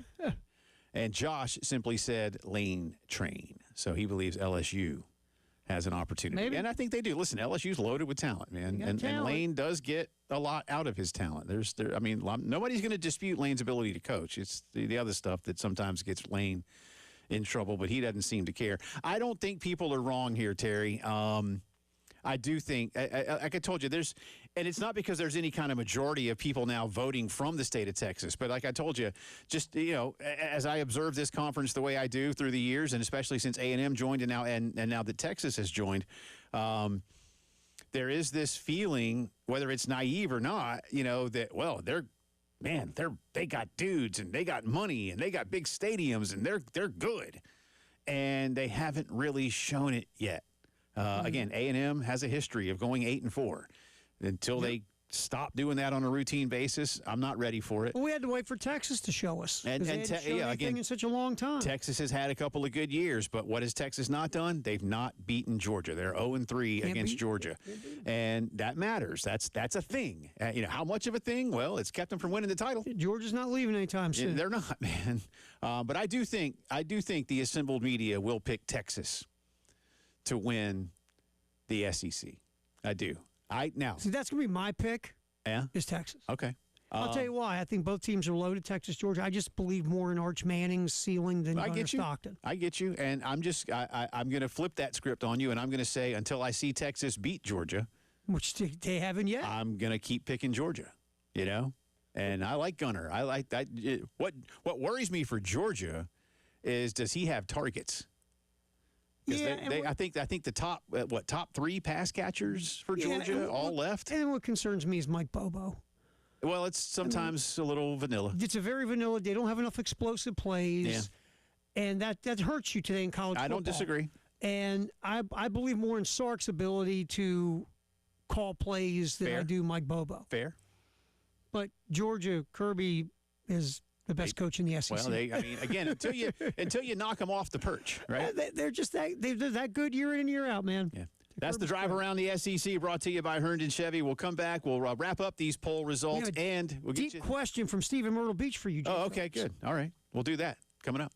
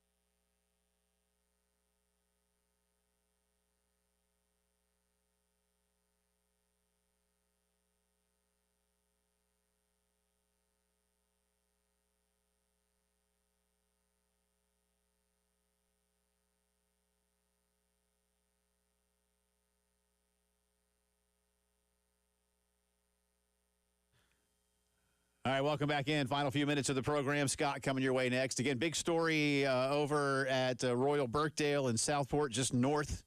Again, I love all these directions, right? Just north of Liverpool. Yeah.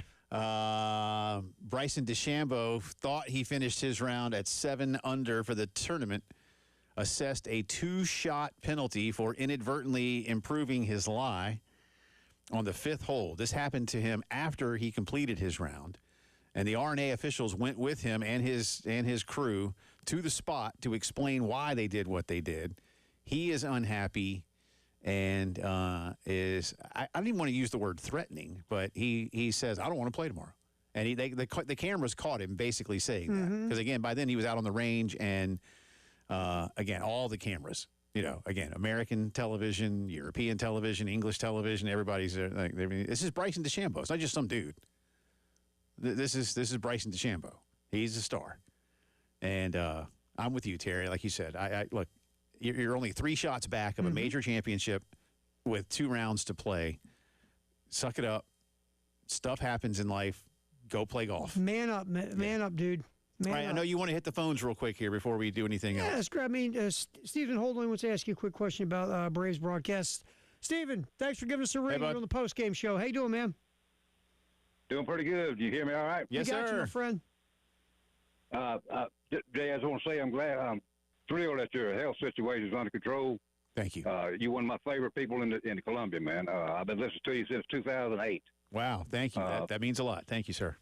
And Terry, I hope you don't take any NIL deals to get out of here because I'm thrilled that you're here too, brother. But Thank you very Terry's much. already fired his agent. He's right. he's, I hope he's a lifer. But anyway, Jay, I was asking about. I'm a big Braves fan like you are, and that Nikowski. I want to get your take on Nikowski. He is not one of my favorite people, but let's see what you. He's thought not. about You it. say he's not one of your favorite people? Correct. Yes, Yeah, sir. I've warmed to CJ as an analyst for one thing, and I'll say this as somebody who does what I do for a living. He's got a fantastic voice. I mean, he has a play-by-play guy's voice for being a former player. Former player, yeah. I mean, and not that former players can't have a cool voice. Look, he's very opinionated, and that's fine. He and Brandon, I think, together, I think it's just perhaps, Stephen, you're like me, if you've loved the Braves a long time, I think all of us as Braves fans got used to, whether it was, going way back to Skip and Pete and Ernie and Joe and Don, flashing forward where Don and Joe were still around working with Chip, and now you've got 2 guys who really don't have any ties to Braves baseball coming at you every night. And I think it has been an adjustment to get used to. I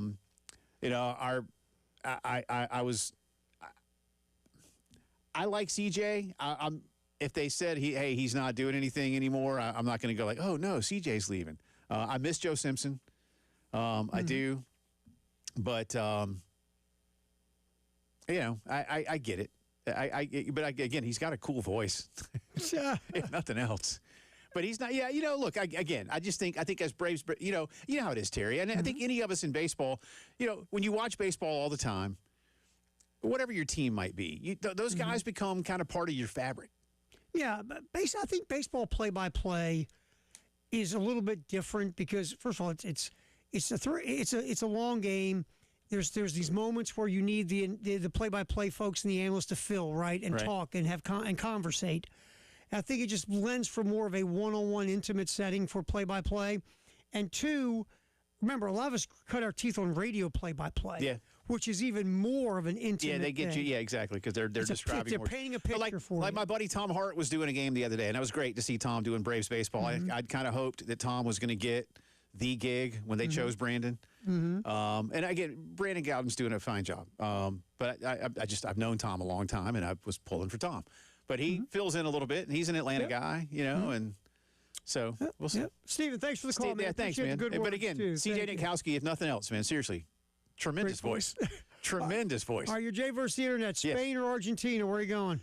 I think Spain's going to win, man. But I don't really.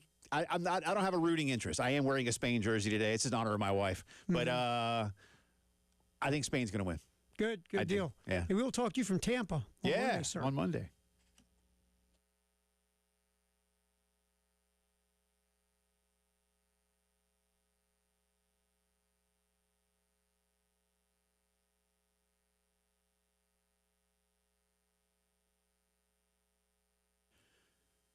And one final note from our good friends at Cato's Power Equipment. I saw my buddy Ben Cato today talking about what's going on with some of the equipment at my house and getting some things done. We can't wait for that to be completed and get me back to working in the yard the way I want to. And listen, that's the thing. They can come to you and pick stuff up, take it to the service department, get it fixed up, bring it back to you.